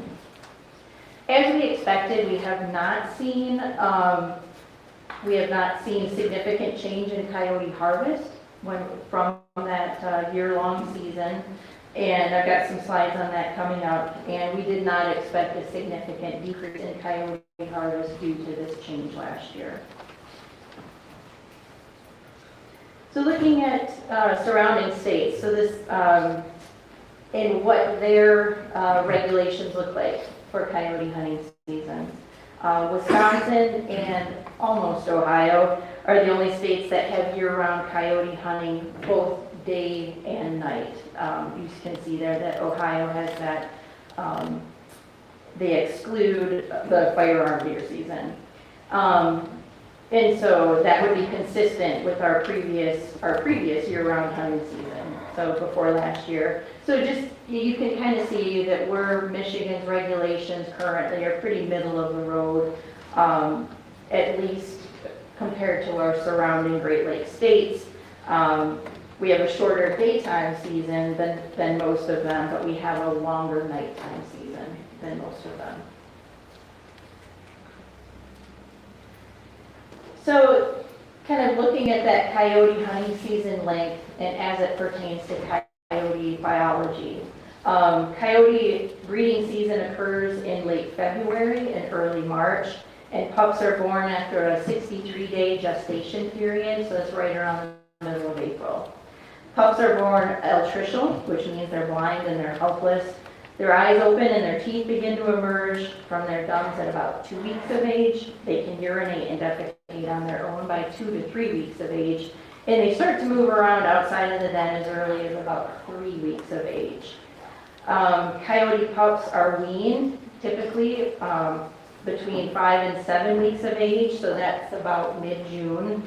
And they're generally considered self-sufficient by 14 weeks of age, which is about the middle of July.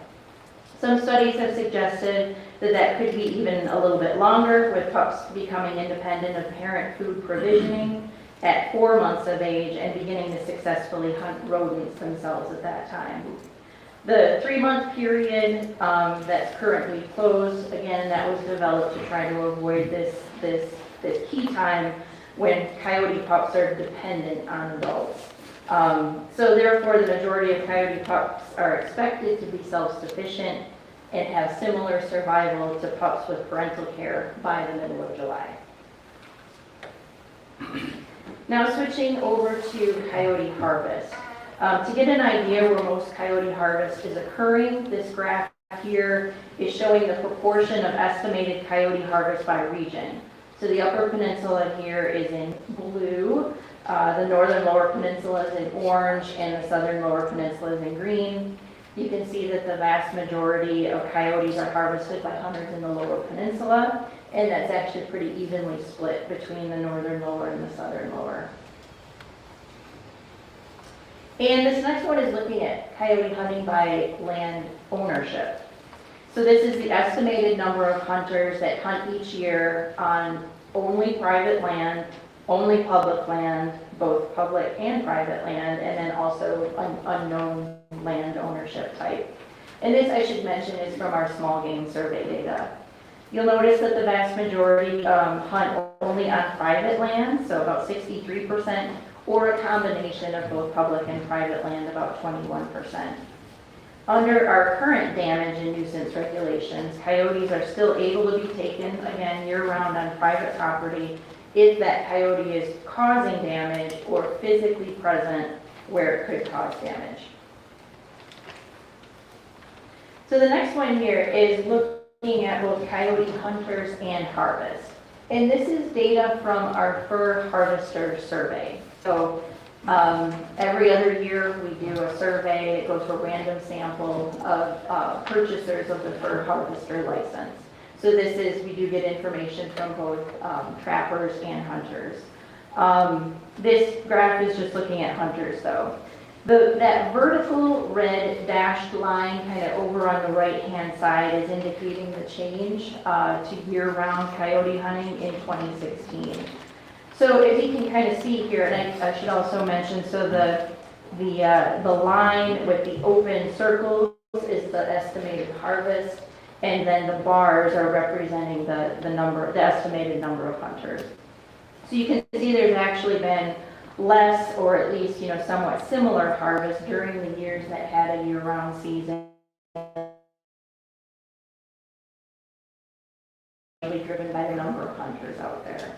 And I will also mention that this is through 2022. We did the survey in 2024, but unfortunately we don't have that data analyzed yet and ready to present. Although, a plug, it will be ready to be presented towards the end of the month at the Fur Taker user group. That updated information will be shared. So this one is just looking at harvest. The estimated number of coyotes harvested by hunters statewide. And again, you can just, there's that dashed red vertical line again indicating the change to a year-round season. Harvest has not increased since that year-round change was made. The vertical bars above and below each data point, those error bars represent a 95% confidence interval.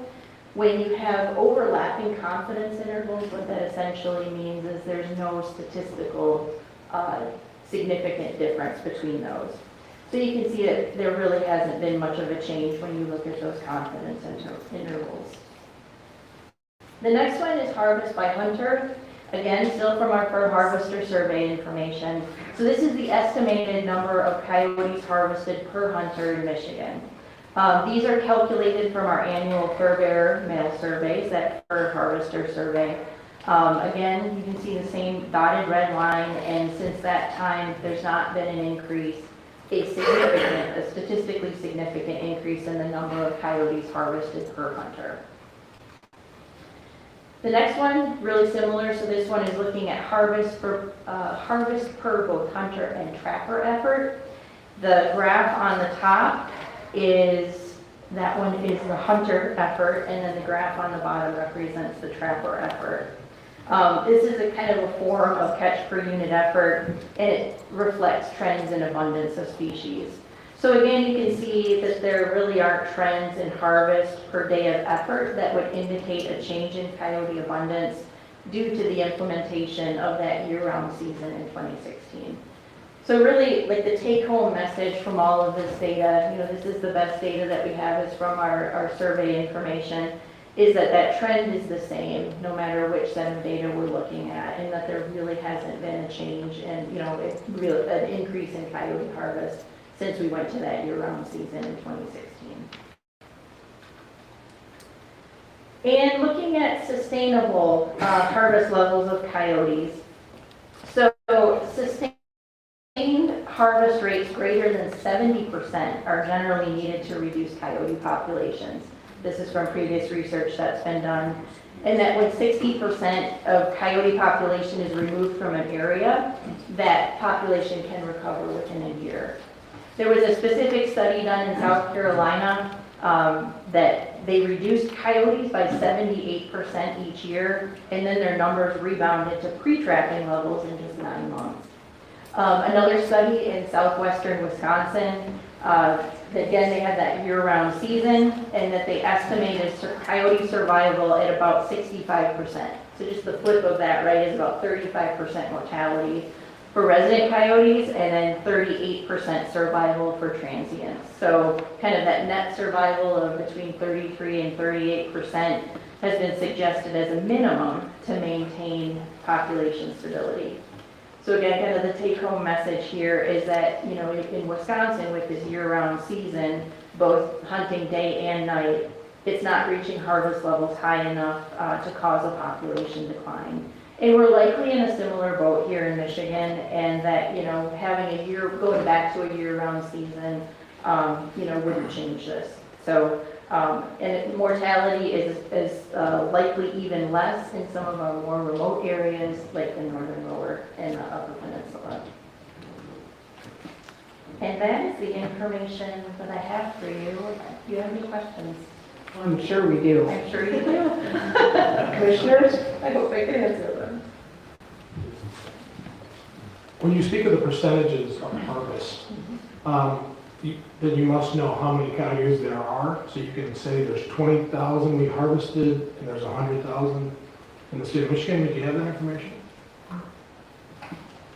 So we use, let me look back at the notes here. So like some of that, we don't have population estimates for coyote, but what we do have is like through some of that catch per unit effort, it gives us trends in abundance of coyotes. So, and again, I'm saying this for my own benefit, so I don't lose my train of thought on this. So there could be 400,000 coyotes, but we still keep taking 20,000 a year. And then there could be 500,000 coyotes, we're still taking 20,000 a year. There could be 200,000 coyotes, we're taking 20,000 a year. Would that be an accurate statement? Yeah, so of course Cody's the expert here, so you got the B team here, right? So we're trying to remember everything Cody taught us. So we try to think of it as like the Goldilocks model. Do we have too few, just the right amount, or too many? We're in the too many. So whether you have 20,000 too many or 200,000 too many, that's all relevant to where you are. But the consistent thing that's happening is they're taking a consistent amount of coyotes whether the population's 20,000 too many or 200,000 too many, they're consistently only taking a certain amount of coyotes. And we're not taking enough to bring that population down. So what does the science say about having too many coyotes? What happens to them? Do they get disease and die? Are they breeding in more of the public areas? I mean, what happens when we have 1 million coyotes if we have 500,000 now? Well, Mother Nature will help take care of increase the mortality rate some with pups and pup survival to accommodate. And so that's why, if you saw on the information, when you bring them down, they rebound very quickly because Mother Nature then takes those holds off and says, okay, now we're going to have pups that survive at a high rate of speed to kind of fill in that gap. And just like other, wildlife species, like they all have, there's a carrying capacity. And once they reach past that carrying capacity, that's when, Mother Nature kicks in. Those populations are naturally reduced. But like Sarah said, there's also this density dependence factor going on. So when you take, coyotes and they dip below that carrying capacity, they can reproduce very quickly, right? They have more pups. Do you think the carrying capacity is expanding every year in Michigan? I don't think so. I don't know the answer to Yeah. that. They do have impact on other species, so. Yes. So you want to talk about that? Illinois, for instance, just closed the fox season because it negatively impacted the population of gray fox. So they're So, not available anymore? So they- not for hunting and trapping. Because of coyotes got it? And of course, on ground nesting birds and other Yeah. things and rodent populations and, if you affect rodent populations, then other animals that also feed on rodent populations. So it's all, a give and take in nature. What is the greatest 1 or 2 benefits of coyote? I know they eat skunks, but besides that. I mean, I would say, rodent control that Sarah just mentioned, could be one of those, that they do keep some of those other species, in check. And it's the recreation, I would say also the recreational value. Right. Yeah. Agreed. Commissioner Anthony, did you have a question? Thank you. Just in processing all this, what impact do they have on species like raccoons, skunks, and possums? Well, they prey on them, and then I think, like was just mentioned, some of that, like the fox example, when coyote populate, they can outcompete some of those other predator species. That you don't see it as a significant impact on those numbers, or? We don't study that specifically, but there obviously is give and take of those populations. And, a research study could study that, we just have not recently. And it doesn't appear that we're having those significant issues. Those populations are high as well. Yes. So, Excuse me? those populations of the species you mentioned are high as well. So it's not like coyote populations are being detrimental to those populations are high as well. Yeah. Where I'm thinking is in relation to other species, such as ruffed grouse, turkeys, etc., and the interplay on coyotes and those species. So. Well, obviously coyotes take those species, they also prey on the eggs and things like that, so they do have an effect on those populations. All predator-prey populations all have interactions with each other and give and take. Commissioner Fewens? I have a question regarding mitigation for landowners during the quiet period. I would like to know what the process entails. One of my worries, without having known previously what the process is, one of my worries is that oftentimes it's so cumbersome that landowners might decide not to follow through with making an application. So I would like to know what that process entails. And if the department gets any negative feedback about that process. So there is no process. If you're a private landowner and coyotes are doing damage or present and could do damage, you can just harvest them. Do you have to report it? No. No? Okay. Thank you.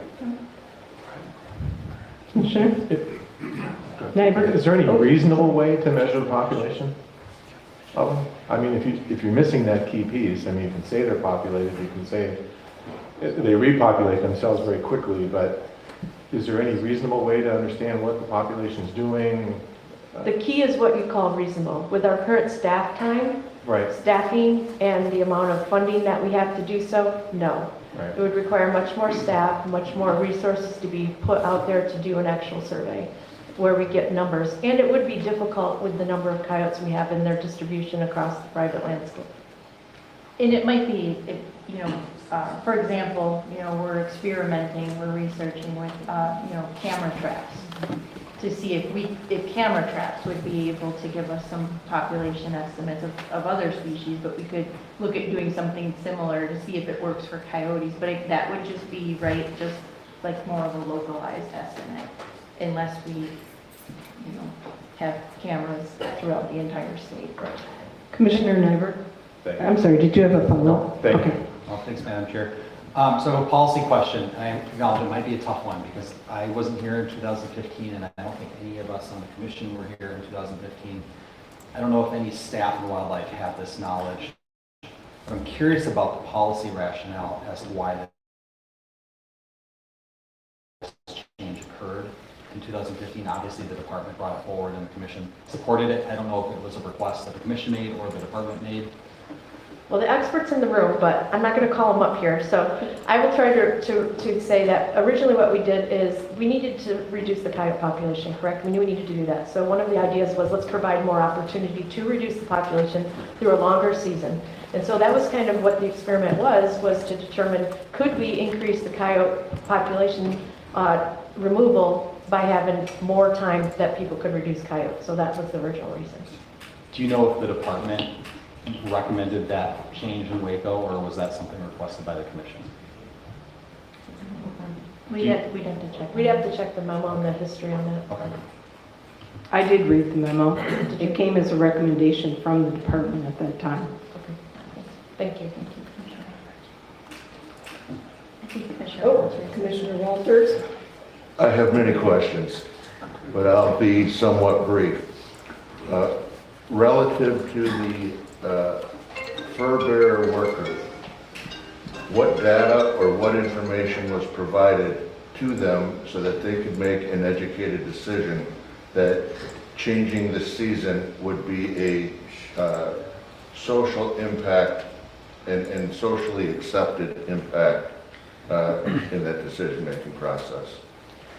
There wasn't data presented that there could be an impact. There was a discussion that anything that we do that might make those groups question whether hunting is a good thing to have.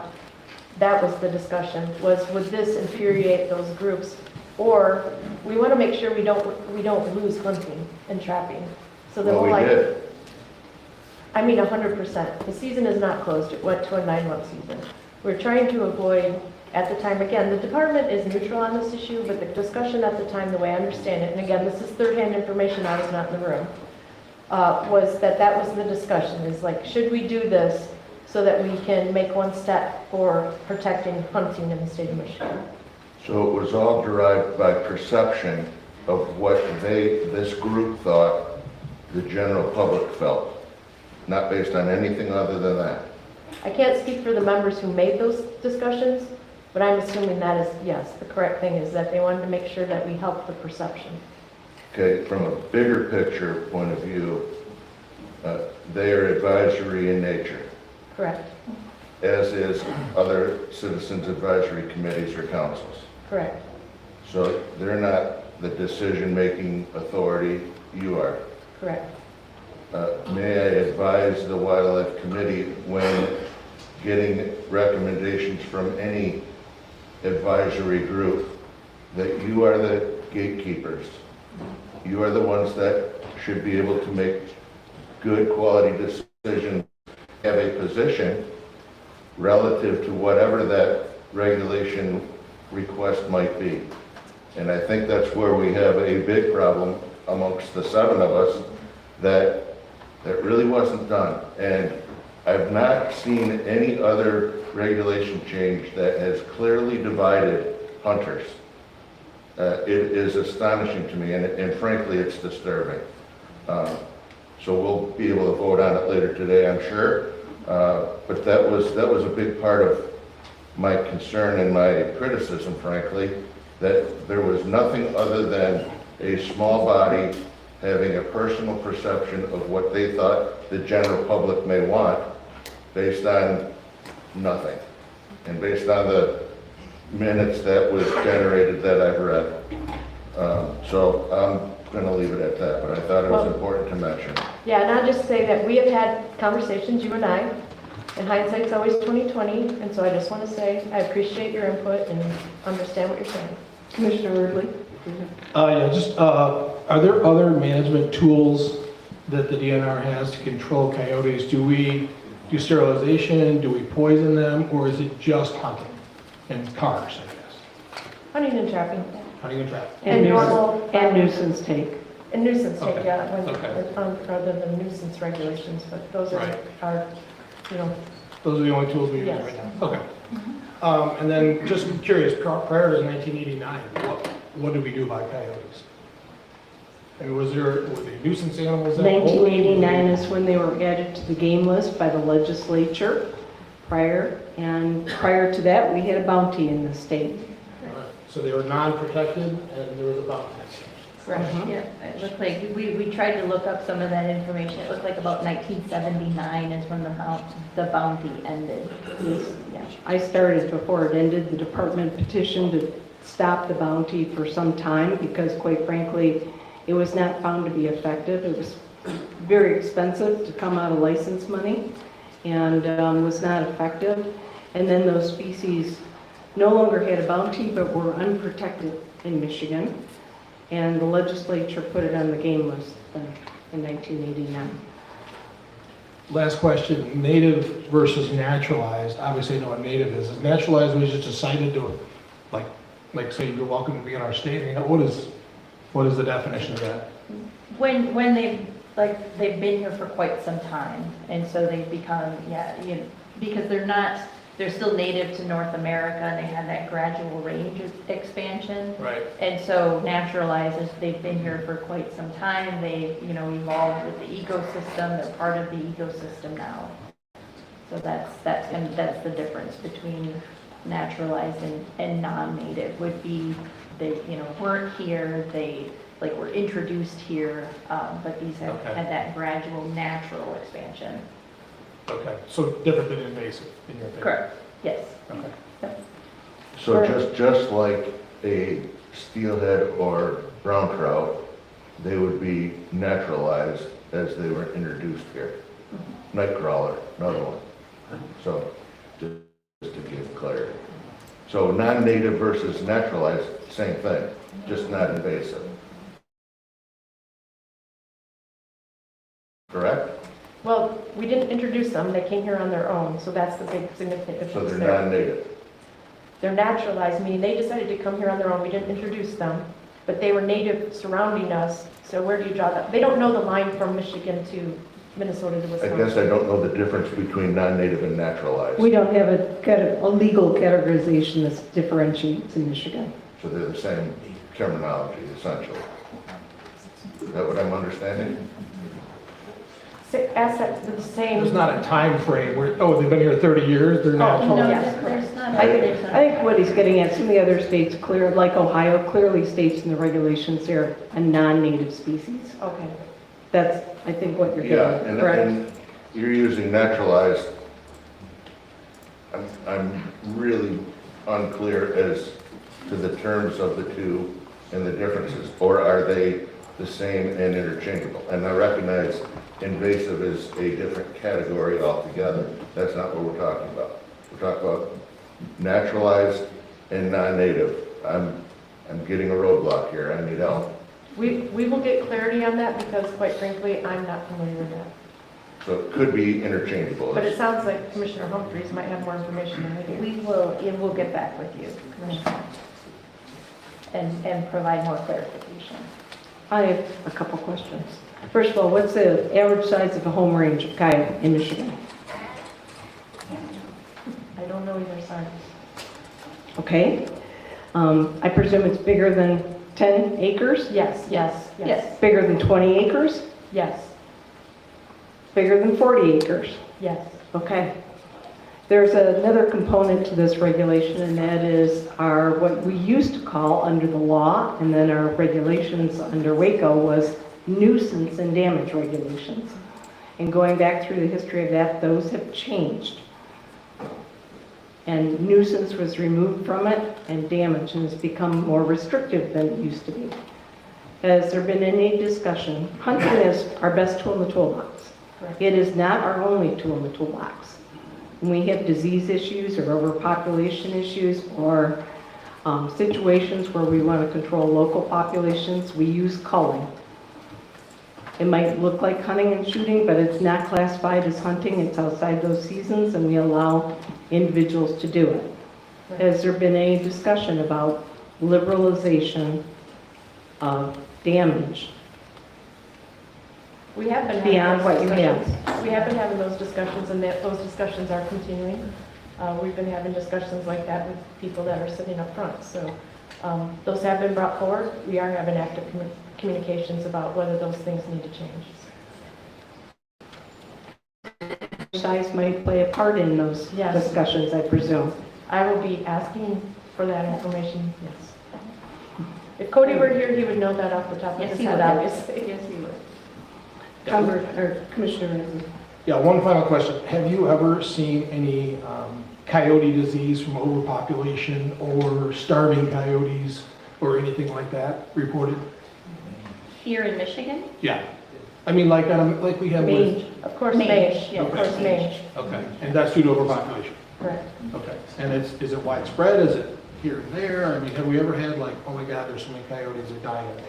We have lots of information from NRC data about how prevalent it is and when it is prevalent and when it isn't. But when it gets in a population, it can spread pretty fast and have, bring that population down locally. And that's due to overpopulation? Yes. Okay. It's some of what Mother Nature does to help reduce that population. Sure, right, thank you. And if I understand, so we can get some more information to provide you, like the question is really about, are we seeing any indications? Well, that would be an indication of overpopulation, right? I mean, if we're not able to count them, which I can completely understand, it's impossible to count these things. But if we're seeing massive disease, then that tells us, okay, we have too many, Mother Nature took care of it. I mean, mange is it fatal? Is mange fatal? I don't know. It can be. It can be. Okay. Depends on the condition of the and the age of the Right. individual. And a lot of times populations with mange don't get reported to us. Right. So we only have the data where people say this animal died and they turn it in for necropsy, or they report it on our wildlife, site where we get those reports.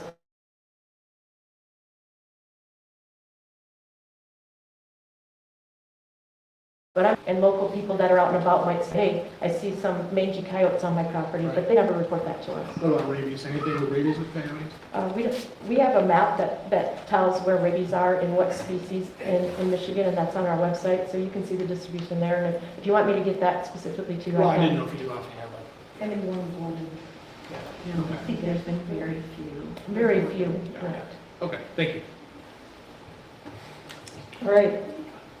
I don't know, Final. you might be surpassing your question quota here, Commissioner Walters. Go ahead. So relative to the survey that gets conducted by fur bearers and small game, do you have those on PDF that you could share the questionnaire with us so we know what questions are being asked? And then, so that's number one. And then number two, what kind of response based on the surveys that you send out do you get in return? So each year we do a survey summary report that has all that information that you're talking about in those reports, and those are online as well. And they're conducted every other, we've switched to an every other year, but yes, so like the 2022 fur bearer survey report should be out, that's something we can share with you. And as an attachment, it has the questionnaire in there so that you can see those questions that were asked. And I'm assuming there are, and maybe it's a unfair assumption, there are questions specific to coyote hunting and coyote trapping.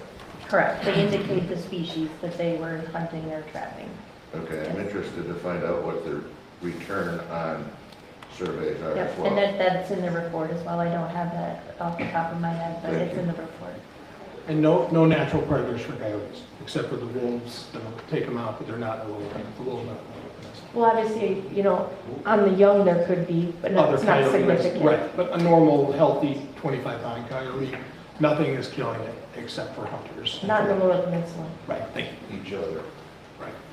Wolves. Yeah, wolves. Upper Peninsula. Thank you. All right. I think we've exhausted our questions. Thank you. Nice job. Director, you have one more item on here, I believe, fisheries order. Fisheries order, Dr. Lucas Nathan. Thanks, folks, for hanging in there. You're signed up for Let's see if we can keep this to the head notes. Reader's Digest version, please. Well, regulations are never fun.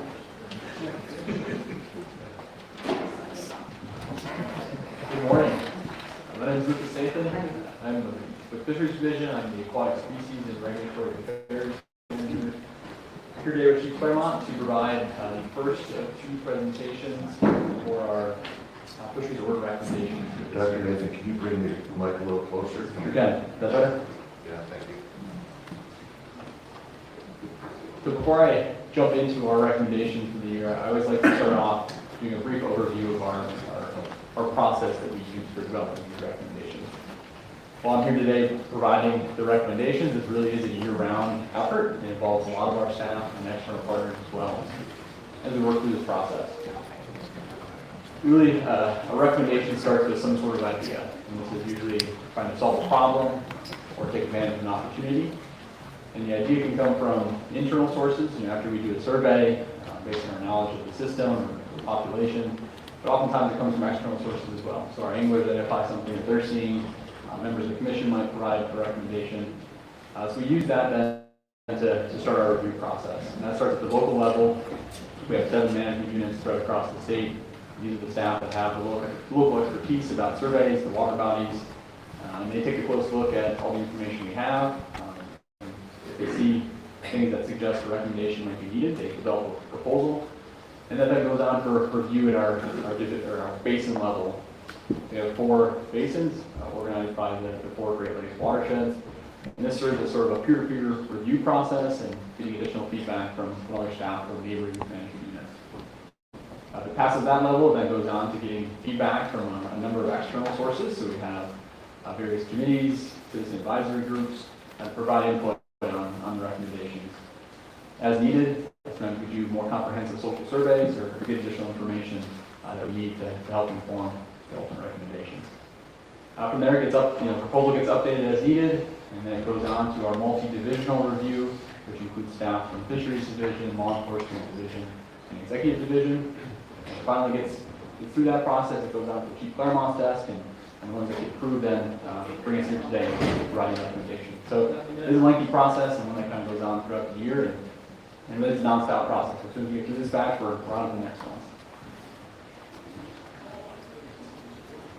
And through those processes, we're looking at a number of different factors. And here I have them labeled as screening criteria. And it's really just a way to kind of summarize all the different pieces and parts that we're taking into consideration when we're developing these recommendations. First and foremost, obviously, the biological rationale is the one that starts the conversation. But it's not the only thing that we're taking into consideration when we're developing these. We have things like impact on angler opportunities, there's enforceability, how enforceable are regulations, how difficult is it for our law enforcement staff to implement them. The angler support is a huge part of that, as I already mentioned. We get that feedback on all these recommendations. And then finally, complexity. That's a part that kind of has impacts on every step of the way. I think regulatory complexity can make it challenging to propose them, to implement them, to understand them, to communicate them to anglers. So that complexity piece is always a factor as well. And order here really doesn't suggest that one is necessarily more important than the other. There's all factors that we're taking into consideration. And depending on the topic, some might weigh in more than others. And certainly here we touch on these various pieces as we're going through all of our recommendations this year. So a brief overview of our recommendations for this year. We have recommendations focused on 12 different fisheries orders. And as always, they cover a very diverse group of topics, including 7 different focal species, 4 different gear types, and expanding habitats, including inland streams, inland lakes, and Great Lakes as well. The map there up on the screen just demonstrates sort of where the water bodies that are primarily the focus of our different orders and where they're located across the state. And the colors represent the different fisheries orders that are relevant. Just sort of a coincidence this year, we tended to have a pretty Upper Peninsula-centric batch of orders this year.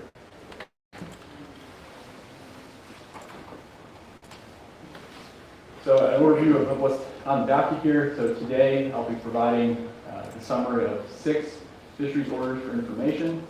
These include 2 orders on hook size and gear restrictions, specifically on bead fishing.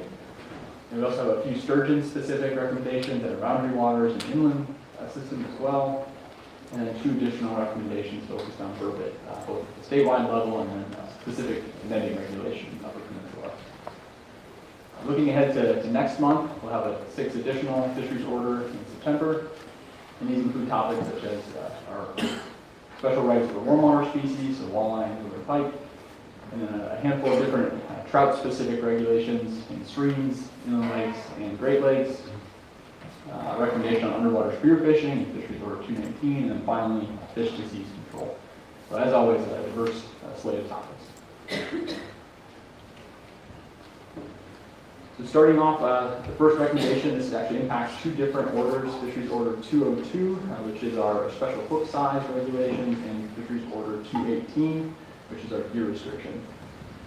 Bead fishing, if you're not familiar, general layout looks like something like that on the right, where we have a float at the surface of the water, weights or split shots that are spread across the line, and then a bead from different material, but it's typically situated up above the hook some distance on the line.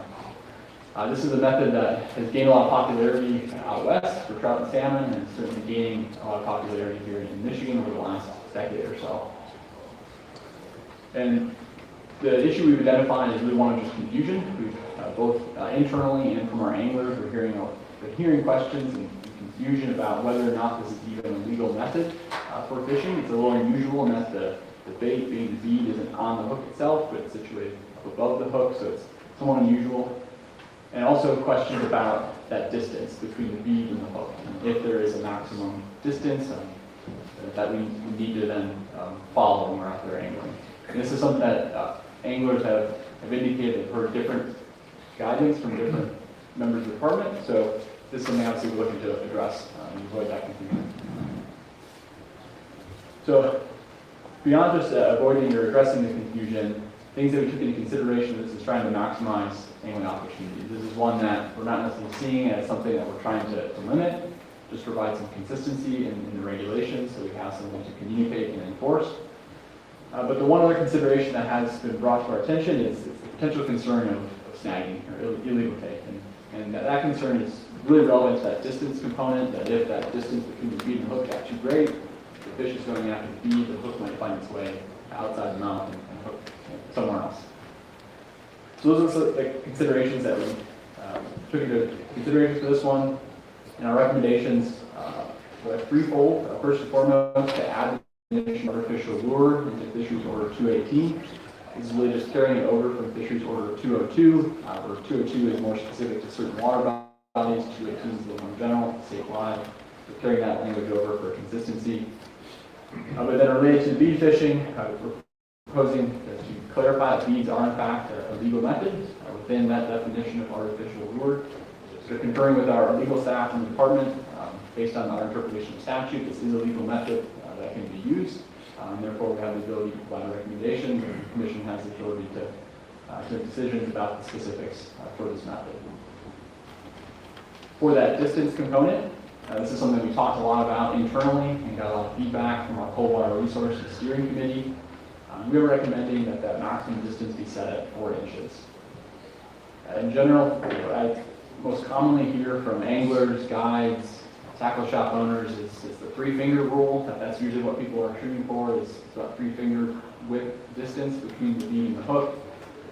And in general, the conversation we had internally and with our Cold Water Resources Steering Committee was that 3 to 4 inches would be a good sweet spot where we're not restricting. Common approach to trying to, is it is the take happening truly by the fish going after the bead and getting hooked? Or is it more of like an incidental hooking? No, I think it is. We don't see this as a major concern for snagging. And a fish is going after that bead and use that hook to find its way in the mouth. If there was concern about snagging, there's other gear restrictions we could think about, but this one specifically, the way it's fish under a float, it's more fish vertically as opposed to the long lines kind of stretched across and floating. So in general, no, it's not. We don't feel it's a major concern for snagging. So I agree. I do bead fish, and I'm very familiar with this technique. And most of the time, the bead is just 1 inch above the hook shank, which is, because if it's too high, the fish doesn't get the hook and there's the fish. So it's generally not a concern, but certainly the float makes a difference. What about the dropper off the first hook? So a lot of guys will fish a 2-bead rig where they've got bead hook, a dropper of 8 inches, and another hook, or another bead and another hook. So did you address that when you guys were talking about it? Not explicitly in the language, but the way it's written, with the hook needing to be that distance from the bead. If there was a second bead, yeah, that would fall in that same. All right. And then on the legal. no, it's still illegal. As long as your bead's 4 inches above it. As long as there is that second bead. So some guys try to categorize beads as flies. So flies only water, how does that address? No, I appreciate you asking that question. It's very clear to say that this would not be allowed within fly zone. Okay, thank you. I would assume, this is an assumption, that hook cannot be a treble hook. Correct. And that hook cannot be weighted also. Correct. Any other questions? If we're trying to address the snagging component, and you indicated that the 3-finger rule seems to be the rule of thumb, then why didn't it just go to 3 inches? I understand, some flexibility in there, but if we're trying to be specific on the reduction of snagging, 4 inches is 4 fingers. I mean, the fish could take that bead and still be hooked outside the mouth. Yeah. In general, this one came down to the snagging part, I think isn't a tremendous concern with this method, and that distance between 3 and 4, based on the conversation we had internally and from external feedback from guides, from anglers, that distinction I don't think necessarily poses that much greater of a risk for snagging, and therefore we erred on the side of making sure we weren't restricting efforts unnecessarily. Okay. A little more clarity, Lucas, on that, because my understanding, and I could be wrong, I'm wrong a lot, that as long as the hook is within 3-4 inches of the mouth, it's a legally caught fish? Or does it have to be absolutely in the mouth? In the mouth. In the mouth. Okay, and that's documented in the regulations? Okay, thank you. Any other questions? Okay. Lots of questions, I don't know if I can address it right now. Okay, next up, District Order 205 is our Michigan-Wisconsin boundary waters regulation. So, as a reminder, this is a set of regulations that we coordinate with Wisconsin DNR to ensure consistency in our regulations with diffusion and potential mismanagement of these resources.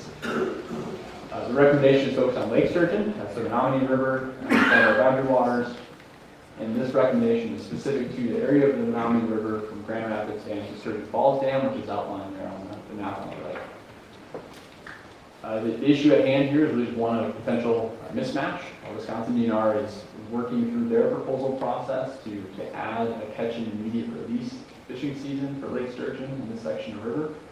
This section of river already has a harvest season during the month of September, so this would be expanding just the catch and immediate release opportunity in that same section. So obviously, given the focus of these boundary water regulations and trying to be consistent, our goals here are to maximize the consistency and then obviously then provide opportunities when we can. This is a fairly robust population of lake sturgeon, one of the more robust and stable in the state. We think that this catch and immediate release season wouldn't have significant negative impacts to this population of lake sturgeon, so there's an opportunity here to provide some more fishing opportunities for our anglers. So our recommendation is to add the catch and release fishing season from the first Saturday in June through the first Sunday in March. And that would be, again, on top of the existing harvest season in the month of September. And just for clarity, what is the regulation on fishing for sturgeon now? The harvest season is the month of September, the 60-inch minimum size limit. And just a quick note on harvest, it's not extensive. So from Wisconsin, we have reports of 4 harvested since 2014 and none in Michigan in the last 7 years. But there, in Michigan, there is no catch and immediate release opportunity. So that you're expanding. In this section. Recommending to expand that now. Correct. Thank you. Any other questions? You know how big mile? Ooh. Don't offhand, and I can't sweat enough on that map. I do have one, just because I'm curious if there are any anecdotal reports of incidental take of lake sturgeon for other targeted species in this river. Are you guys aware of that? Is Outside of the harbor? People catching sturgeon and fishing for other, yeah. Oh, not certain. Or whatever, yeah. Not certain. I have to follow the staff on that.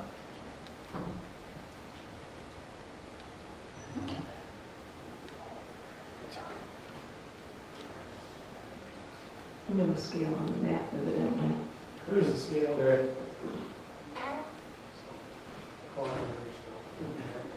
It's not. Yeah. Yeah. Any other questions? All right. Okay, sticking with Lake Sturgeon, but jumping over to Black Lake.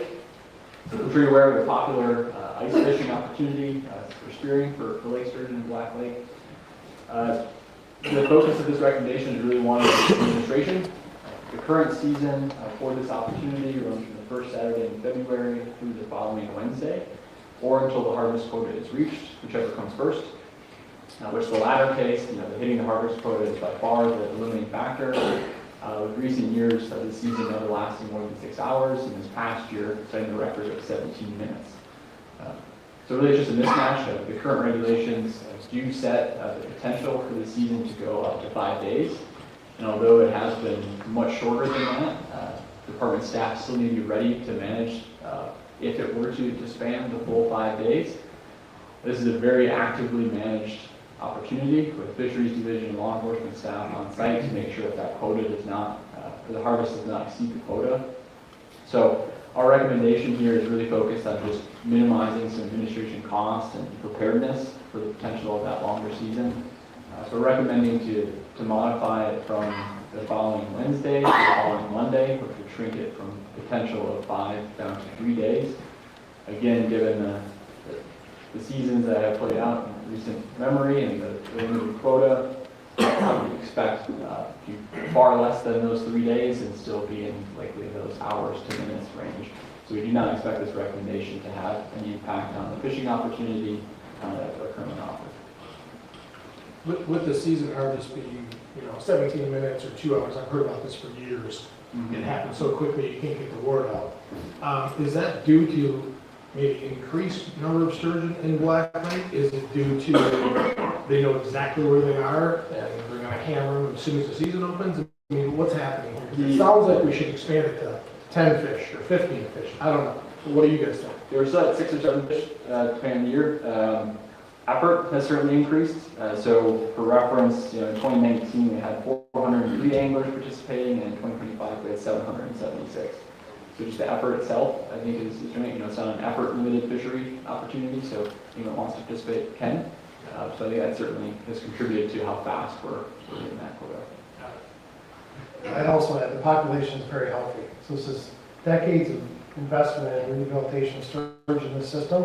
I think the population estimate is 1,200, give or take a few hundred, but it's been increasing. So the quota is managed by population model to make sure we don't overexploit sturgeon in the system. So we couldn't regulate a higher quota. It's driven really by that population estimate and then collaborative management with the tribes who also have an allocation of harvest as well. Okay, thank you. So just to be clear, we no longer have a drawing for people. It's an open entry system. Yeah, that's absolutely correct. We went away from the drawing and went with an open fishery, and when the quota is hit, the fishery closes down. Is this done like spearing pike to the eggs with a lure? Yep, that's correct. It's all spring. Much larger spear, I might add. Is there a, relative to informing everyone that the season's over, that's all done by text? That's correct. So it is very quick when that occurs. Gosh, never mind, I forgot what I was going to ask. Sorry. What's the tribe's quota? It is the same as the state's. So if we increase our quota, it would also increase. So last year, the quota for the state was 7. So the collective quota was 14, I believe, for both. So if it's based on modeling, what do the numbers indicate if we were to increase it by 1? What would it have to be the population increase? Yeah, so there's 2 ways that actually you can approach it. One is, what is your harvest rate? So right now it's set at, I believe, 1.25%. And so there's some discussion, well, could we harvest 2% of the sturgeon population, recognizing they're very long-lived species, slow-growing, they don't reproduce every year. And the agencies right now have collectively declined to increase the harvest rate just to be conservative. There's some discussions about the futures of the dams in the system, as well as other factors that may limit actual reproduction, which right now is sustainable, but we don't want to put the population at jeopardy after decades of investments trying to get to a healthy fishery. So without adjusting the harvest rate, we could look at other potential ways of approaching the population, but really that harvest rate, again, collectively, I think we want to stay conservative, not push the harvest limit. There is some discussion going back, as Chair Humphrey said, to an open fishery, so you'd have our permit fishery where you'd say, okay, instead of a short season where everyone can participate, where you have 500 anglers or fishers, you do a permit system so you have like elk, kind of thing. So we're looking at those different opportunities. It's highly monitored and managed, so I think this recommendation comes with full support of Sturgeon for Tomorrow and the stakeholder group that has been with us side by side in collective management. So they support this recommendation. If they want to see a different direction, we would certainly be open for discussion, but I think this is the best step forward right now. I remember my question. Yeah, go ahead, Commissioner Wallace. So participants are just using a general fishing license, not a sturgeon license specific. Is that correct? Correct. They are required to register. That goes beyond just Black Lake, and harvested sturgeon requires mandatory reporting registration. And is that registration free also? Yes, the registration free. Just to be clear, we don't have statutory authority to charge for any additional opportunities. So whether it's a sturgeon tag, any other fishing outside of normal fishing license, we don't have that ability to charge for a license. Is it in the works? It's in the statute, the license statute. Is it in the new proposed fishing license that's in legislation right now? No. Thank you. Dr. Nathan, did you say that you have to register to fish for the sturgeon, or you have to register the sturgeon after you spear it? The latter. Okay. Yeah, you have to register the fish, and the registration then links you to that electronic texting system, so that we can shut down the fishery immediately when we hit the quota. Got it. Thank you. Do you still manually check those fish? You used to weigh them all, Absolutely. Every fish is collect biological data.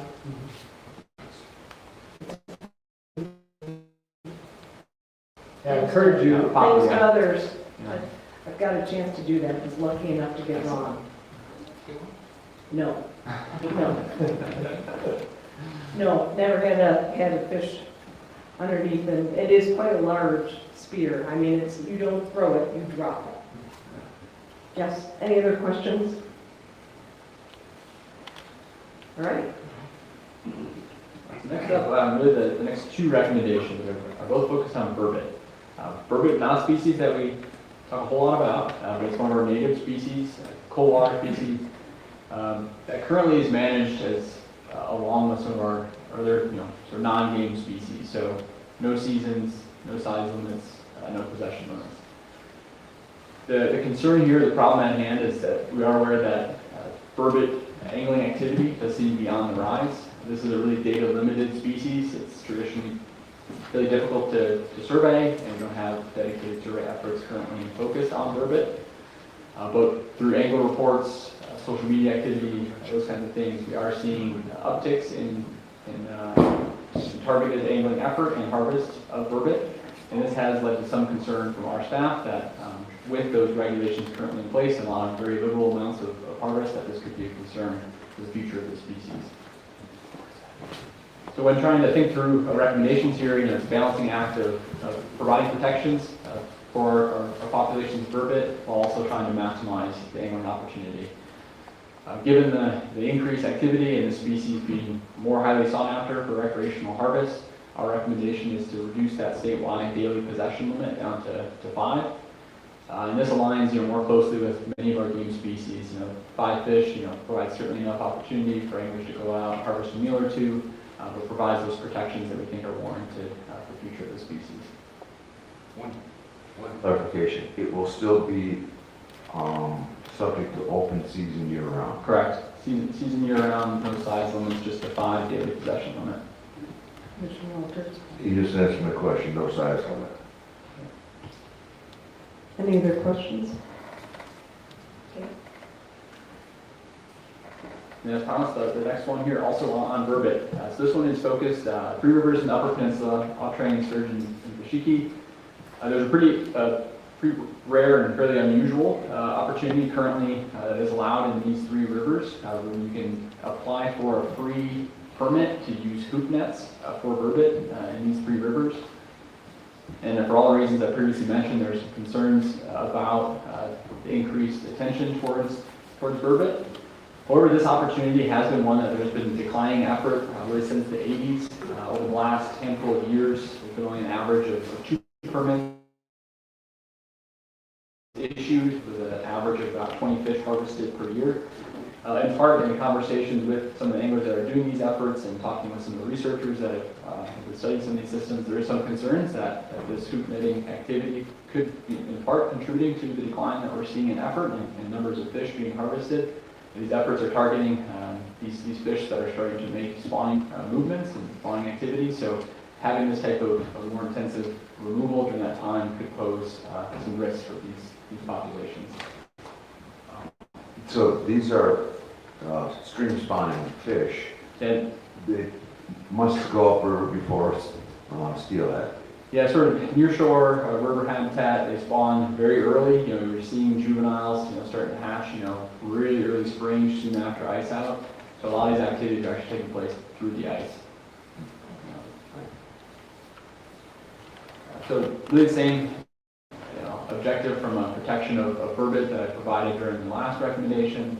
But adding to this one, we're also offering the objective here of trying to provide some level of alignment with our other methods for recreational harvest. This is a pretty unusual one, as I mentioned. Usually the netting is restricted to undesirable species, invasive species, minnow harvest like that, but not necessarily for recreational take for consumption purposes. So our recommendation here is to remove this opportunity.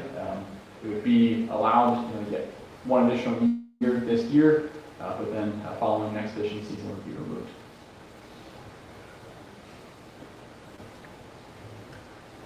That's all I have for today, but if there's any other questions, I'd be happy to take them. Otherwise, we'll be back again next month with the second batch.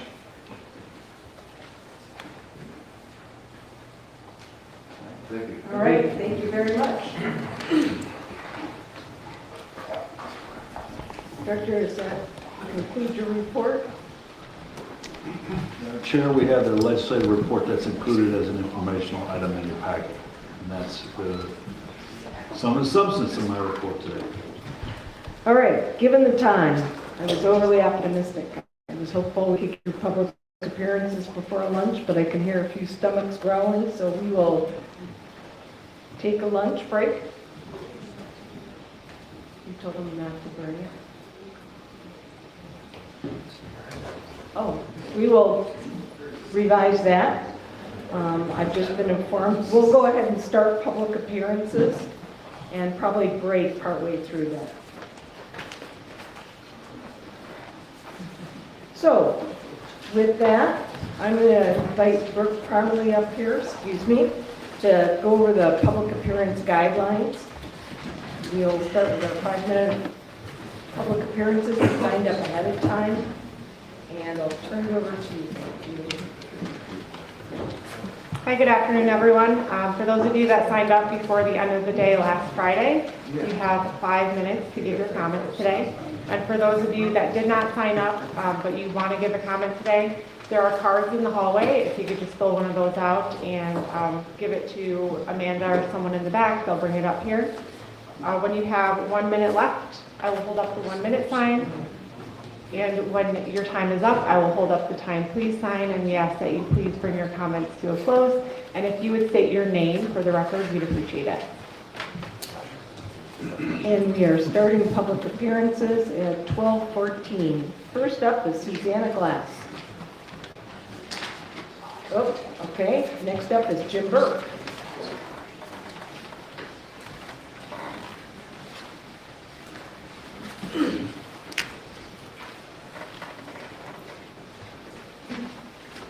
Oh, certainly. Yep, and David Seenstra. Good afternoon. Thank you to the commission. Thank you, Dave. Thank you to the commission for allowing us to talk. I know you're pressed for time. It's a really big agenda. We'll be succinct. Thank you as well for getting us on the agenda. I have copies of a one-page copy. If anybody didn't receive this electronically, that's these out.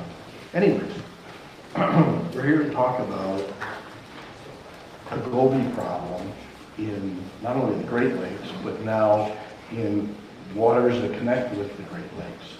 Specifically, the inland waterway, Burt Lake, Mullet Lake, Crooked Lake, Pickerel Lake, Sheboygan River, Indian River, and such. What we're seeing, well, first, let me back up just a little bit.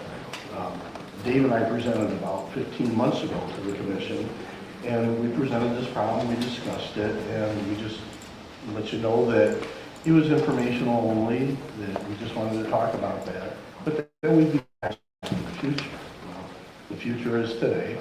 We are back.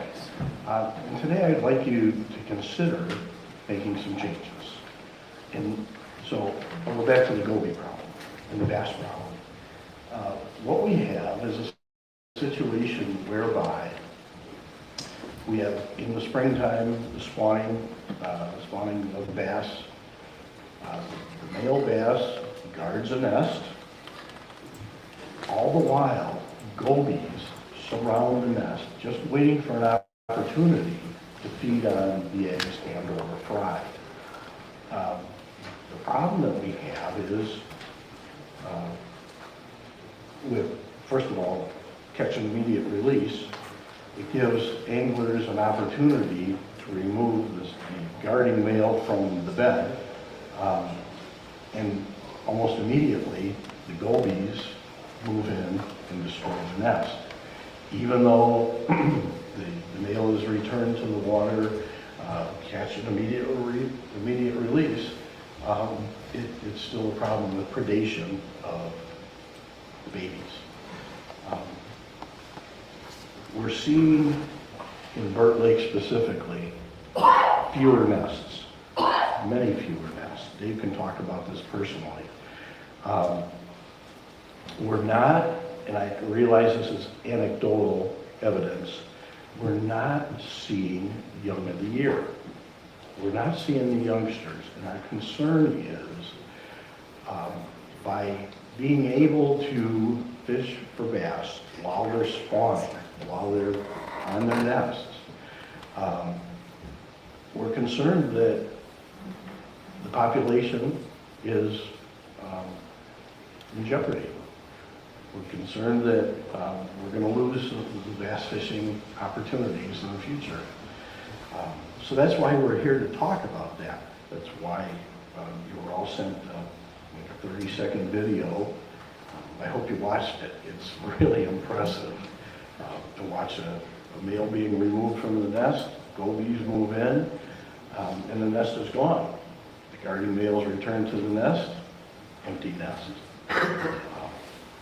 So what we'd like to ask the commission is for a change in the season, the bass season, to mimic that of the Lake St. Clair system, which would be to open the season the third Saturday in June, which is basically a month later than it is presently, which allows the guarding males to complete the spawning, rearing process such that we can potentially save the bass population from goby predation, which is a new problem. I have only a minute. I have 30 seconds. Well, I'll take him if you don't want him. Dave, you go right ahead. Well, he read most of my notes, so I won't bore you by going over again. There's been a number of changes to the smallmouth bass regulation over the years. In 1909, the season was established June 15 to January 31 based on spawning. And again, the opener in 1929 was changed to June 25, again added to because of spawning. In recent years, it was moved up to the last Saturday before Memorial Day to give more angling opportunities. And in 2015, the regs were changed to catch and immediate release, which essentially opened the season all year. And while this practice sounds very sustainable, it's not because of the gobies. And again, I hope you had a chance to look at that video, and if you didn't, I saw it with my own eyes. It was amazing. There were 2 smallmouth bass nests at the end of my dock 2 years ago, one on each end. And the water is very clean and clear. I could see the nest 4 feet down. Every morning I'd go down to the dock, there's the guarding bass, and sure enough, 20, 25 gobies around it. One day, the bass were taken off the nest a couple days later by early season catch and immediate release anglers. And by the time I got down to the dock to check on the nest, it was gone. We're not talking about 5%, 10%, 80%. We're talking 100%. All of the fry and all of the eggs. And there's no doubt. Now, I can't speak for the other thousands of nests on Burt Lake, but I can certainly speak to these 2. They were totally annihilated. So we still have great smallmouth bass fishing in Burt Lake, but these are the old guys. And every year, 10% of them die off. What's going to happen in a couple more years? We did have a scuba research team in there a couple years ago, and they said they can't find any small bass. Now, I'm not going to validate what they said, I'm just a messenger, but they said there's no small bass. They're all big bass, and there is mortality to them. So just to reiterate what Jim said, it's time we stand up to protect the species. Please move the season back to where we've had it at one time historically, to the last Saturday of June or thereabouts, and let's eliminate catch and immediate release until the season opens. And then fish like crazy if you want. So if there's any questions, we'd be happy to take them. So you spoke on Burt Lake specifically, and I know you're both from Burt Lake. Yes. Have you reached out to any other lake associations? I'm assuming this isn't the only lake that have gobies by any stretch. So what responses have you received from those other lake associations? That's a great question, Commissioner, and yes, we did, and on the bottom of the white paper we sent you, you'll see that there's 6 or 7 other lake associations. The inland lakes, including Black, Mullet, Crooked, Pickerel, Burt, plus Torch, Elks, Kagbon, and am I missing somebody? The Michigan Waterfront Alliance. Yeah, Michigan Waterfront Alliance, which is about 4,000 people big. So we do have some significant support. Great question. So, last question, how many nests are in front of your house now? Well, again, this is anecdotal. I've been on Burt Lake for a long time. For 60 years, there's been nests aplenty, dozens and dozens. There have now been 2 in the last 2 years, and this past year and this year, 0. They're gone. And there used to be dozens within, not even the size of this room. You can see them, they're the size of a tire, roughly. And there's always a bass guarding the young and the fry. So we have a problem with the gobies, and it needs to be addressed at some point. I don't want to come back here in 5 years and say, oh gosh, we should have done something about it. This is proactive. We may not have enough data at this point, but we do have common sense. It's not a good idea to take these things off their nest and watch them get annihilated. Any other questions, commissioners? All right, well, thank you. Thank you. Thank you. Let's see, Jonathan Durkin. Oh, I'm sorry, and then I skipped over Riley Smith was omitted on our list, but he did sign up, so you'll be next, Riley. Good morning, Commissioners, Director. Thank you, sir. Having me today. I'm coming to you ahead of the Fisheries Division. On the back. Can you turn on your mic? Can you hear now? No. Yep. Green. Green button. Okay, gotcha. Sorry, guys. All right, so I'm coming to you ahead of Fisheries Division. They are going to be bringing forward a recommendation on September 11th as a result of the underwater spearfishing working group meeting, working group that we established earlier this year. And that recommendation is not going to follow along with my proposal, but that's why I wanted to deliver it so you can understand where I'm coming from as a result of the working group. And just couple little background. In Great Lake, in Michigan, underwater spearfishing is permitted on all bodies of water that are not designated trout streams and trout lakes.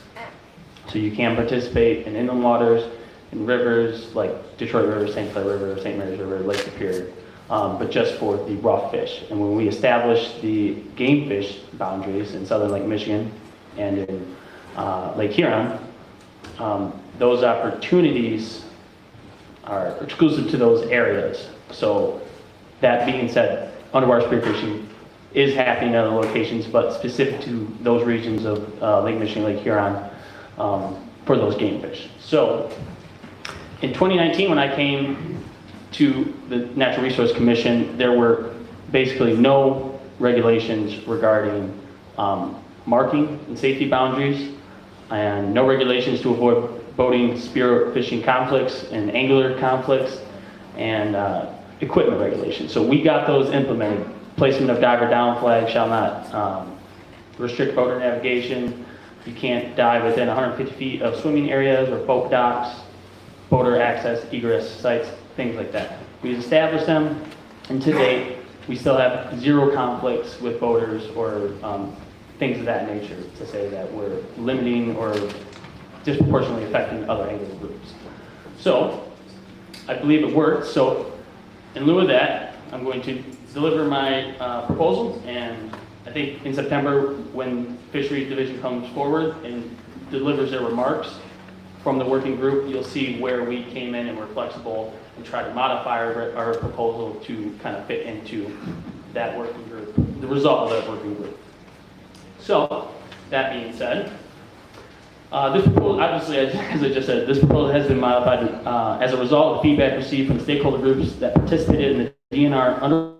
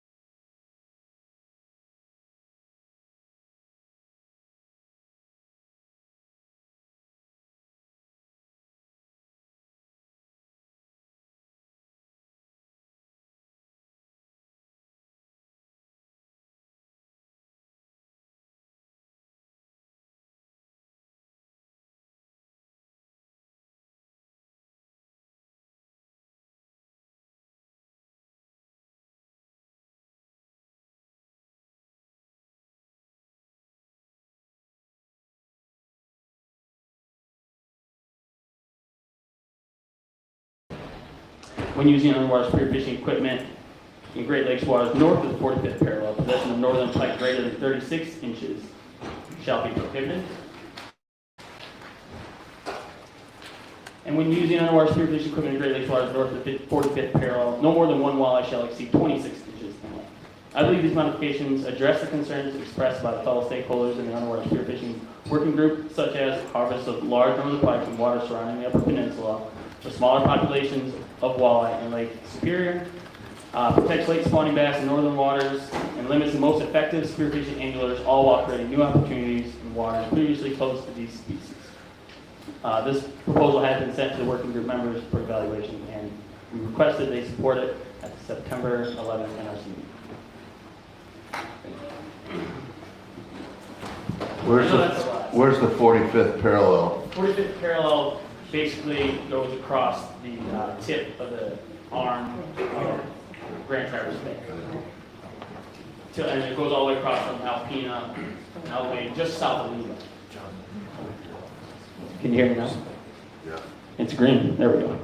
And just for the record, and I know this answer, but I just want everybody to hear, this is tankless free diving. Yes. Yeah.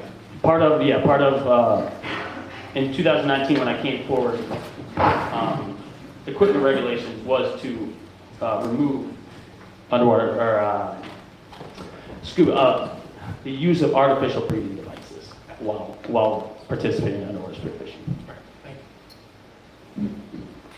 Any other questions? Okay, thank you. You're up. Well, good afternoon. My name is Riley Smith. I'm the Vice President of the Michigan Spearfishing Association. I want to talk to you guys today about our tournament we recently had back in Alpena. Since 2018, we have hosted a tournament to bring the community together and meet new people. The opportunities that Michigan has to offer brings underwater spearfishermen from other states such as Ohio, Florida, Indiana, Wisconsin, and many others. This year we had 22 teams compiling with 44 competitors. Of those 44 competitors, we had 5 women and our first youth team. Each year our tournaments are getting bigger and we're seeing expansion. There's been more demand for more outreaches, more tournaments. Unfortunately this year with the work group and the demand of that, we were only limited to 1 tournament. So hopefully next year we can have 3 tournaments or events, one in Lake Michigan, Huron, and Lake Superior, to just show the breadth of what Michigan has to offer for diving. So the Great Lakes offer a very challenging environment for new and experienced divers. Between the cold water, lack of easy access, and the unpredictable weather, many first divers are afraid afraid to venture into the Great Lakes. To alleviate some of these concerns, our tournament does not offer a cash prize. Instead, we raffle off gear that has been donated. Spear guns, pole spears, wetsuits, fins, masks, and many more. Graciously donated by our amazing sponsors. By not offering a cash prize, it gives our competitors a laissez-faire approach to the tournament, so to say. So they're more apt to help other anglers out as far as just going for the money. So we had something like 12 boats out of the 44 competitors, and we were able to get every one of the competitors on a boat and able to go out with another dive team. That's very nice. It also increases our safety. With having many divers in the water come together, they're able to watch one another, they can watch out for boats, they can look at what's going on, and if something were to happen, they're there to help and rescue them. We also had no incidents, or near misses during this whole entire weekend. There was thick fog in the morning and strong winds in the afternoon. We originally booked the event for Friday and Saturday, but a couple of weeks prior to our tournament, the National Walleye Tournament reached out to us. They wanted their tournament Thursday and Friday that same week. We graciously allowed that. The National Walleye Tournament were able to put up some big numbers. So they only had one of their 164 anglers come back to the boat dock without a walleye. The first place angler had a bag of over 60 pounds for their 10 fish over the course of 2 days. Our tournament, we had 19 of our 44 competitors with no walleye. We only had one of the 44 anglers come in with a limit of walleye, 5 walleye up there. Our largest walleye was just a little over 6.5 pounds, whereas National Walleye Tournament what I was told, had multiple 8-pound walleye during the 2 days. National Walleye Tournament harvested over 1,300 walleye in those 2 days, with an average of 4 fish per angler per day. Our total count was 46. Our best angler, with a bag weight of 17.8 pounds for 4 walleye, would have placed 45th place in the National Walleye Tournament for both the pro and co-angler divisions.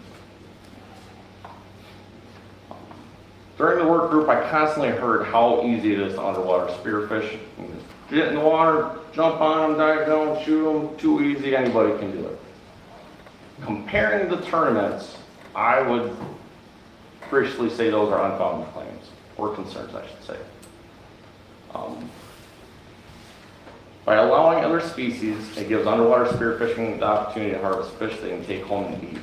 There's ethical dilemma for many of us when it comes to just going out, blasting fish, and then you're left with something you're not going to do anything with. So a lot of the rough fish, they're fun to look at, they're fun to watch, but it's hard to say, you know what, I'm going to harvest this fish and then do well with it. By looking at the numbers for underwater spearfishing over the years, you can see that there's not many fish taken, and a lot of the fish are taken by a few great anglers. That gives a lot of people hard times trying to locate fish, trying to take these fish.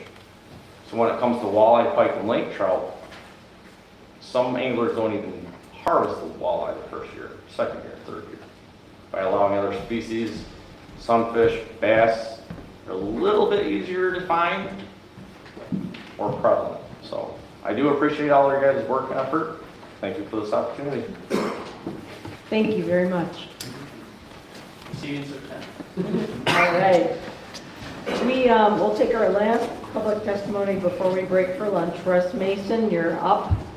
And then we will take half hour. Is that enough time, folks? We'll take a half-hour lunch following Russ Mason's comment.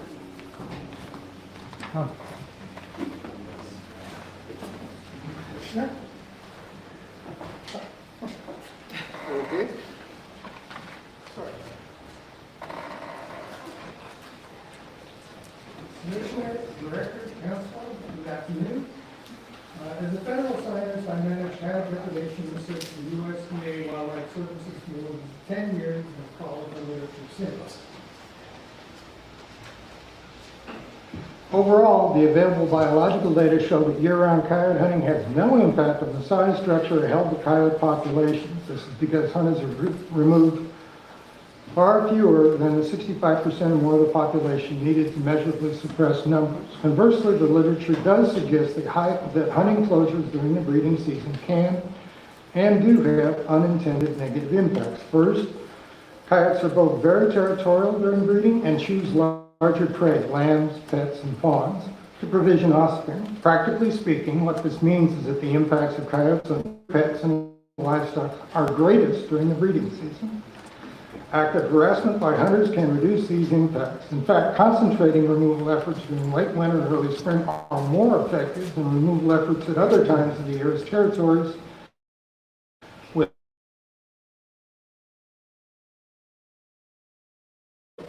especially northern parts of the state, is a checkerboard of ownership. So enclosed to coyote hunting, public land provides refugia that make the removal of problem animals that travel to private lands from public lands considerably more difficult. There are abundant examples of access restrictions in the West, for example, on military or corporate land that abuts BLM, that exacerbate coyote depredation on range-band sheep. Besides no biological justification, the department has offered no pertinent social science. Seems obvious, but could bear repeating. Unverifiable anecdotes and position preferences aren't social science.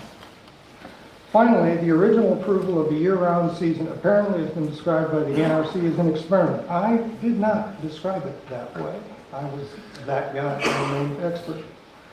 This implies the systematic collection of data, which to my knowledge hasn't occurred. In the absence of a biological or social justification, the decision by the Natural Resources Commission to reinstate a quiet period seems, more than anything else, an explicitly political decision.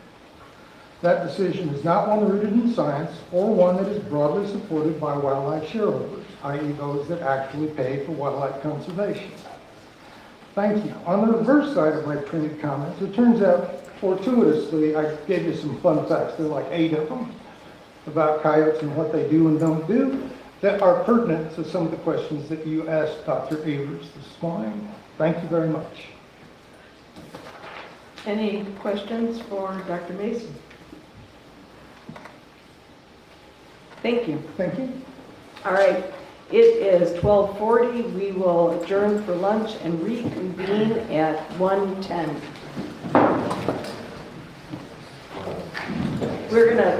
Commissioners, we're gonna be in that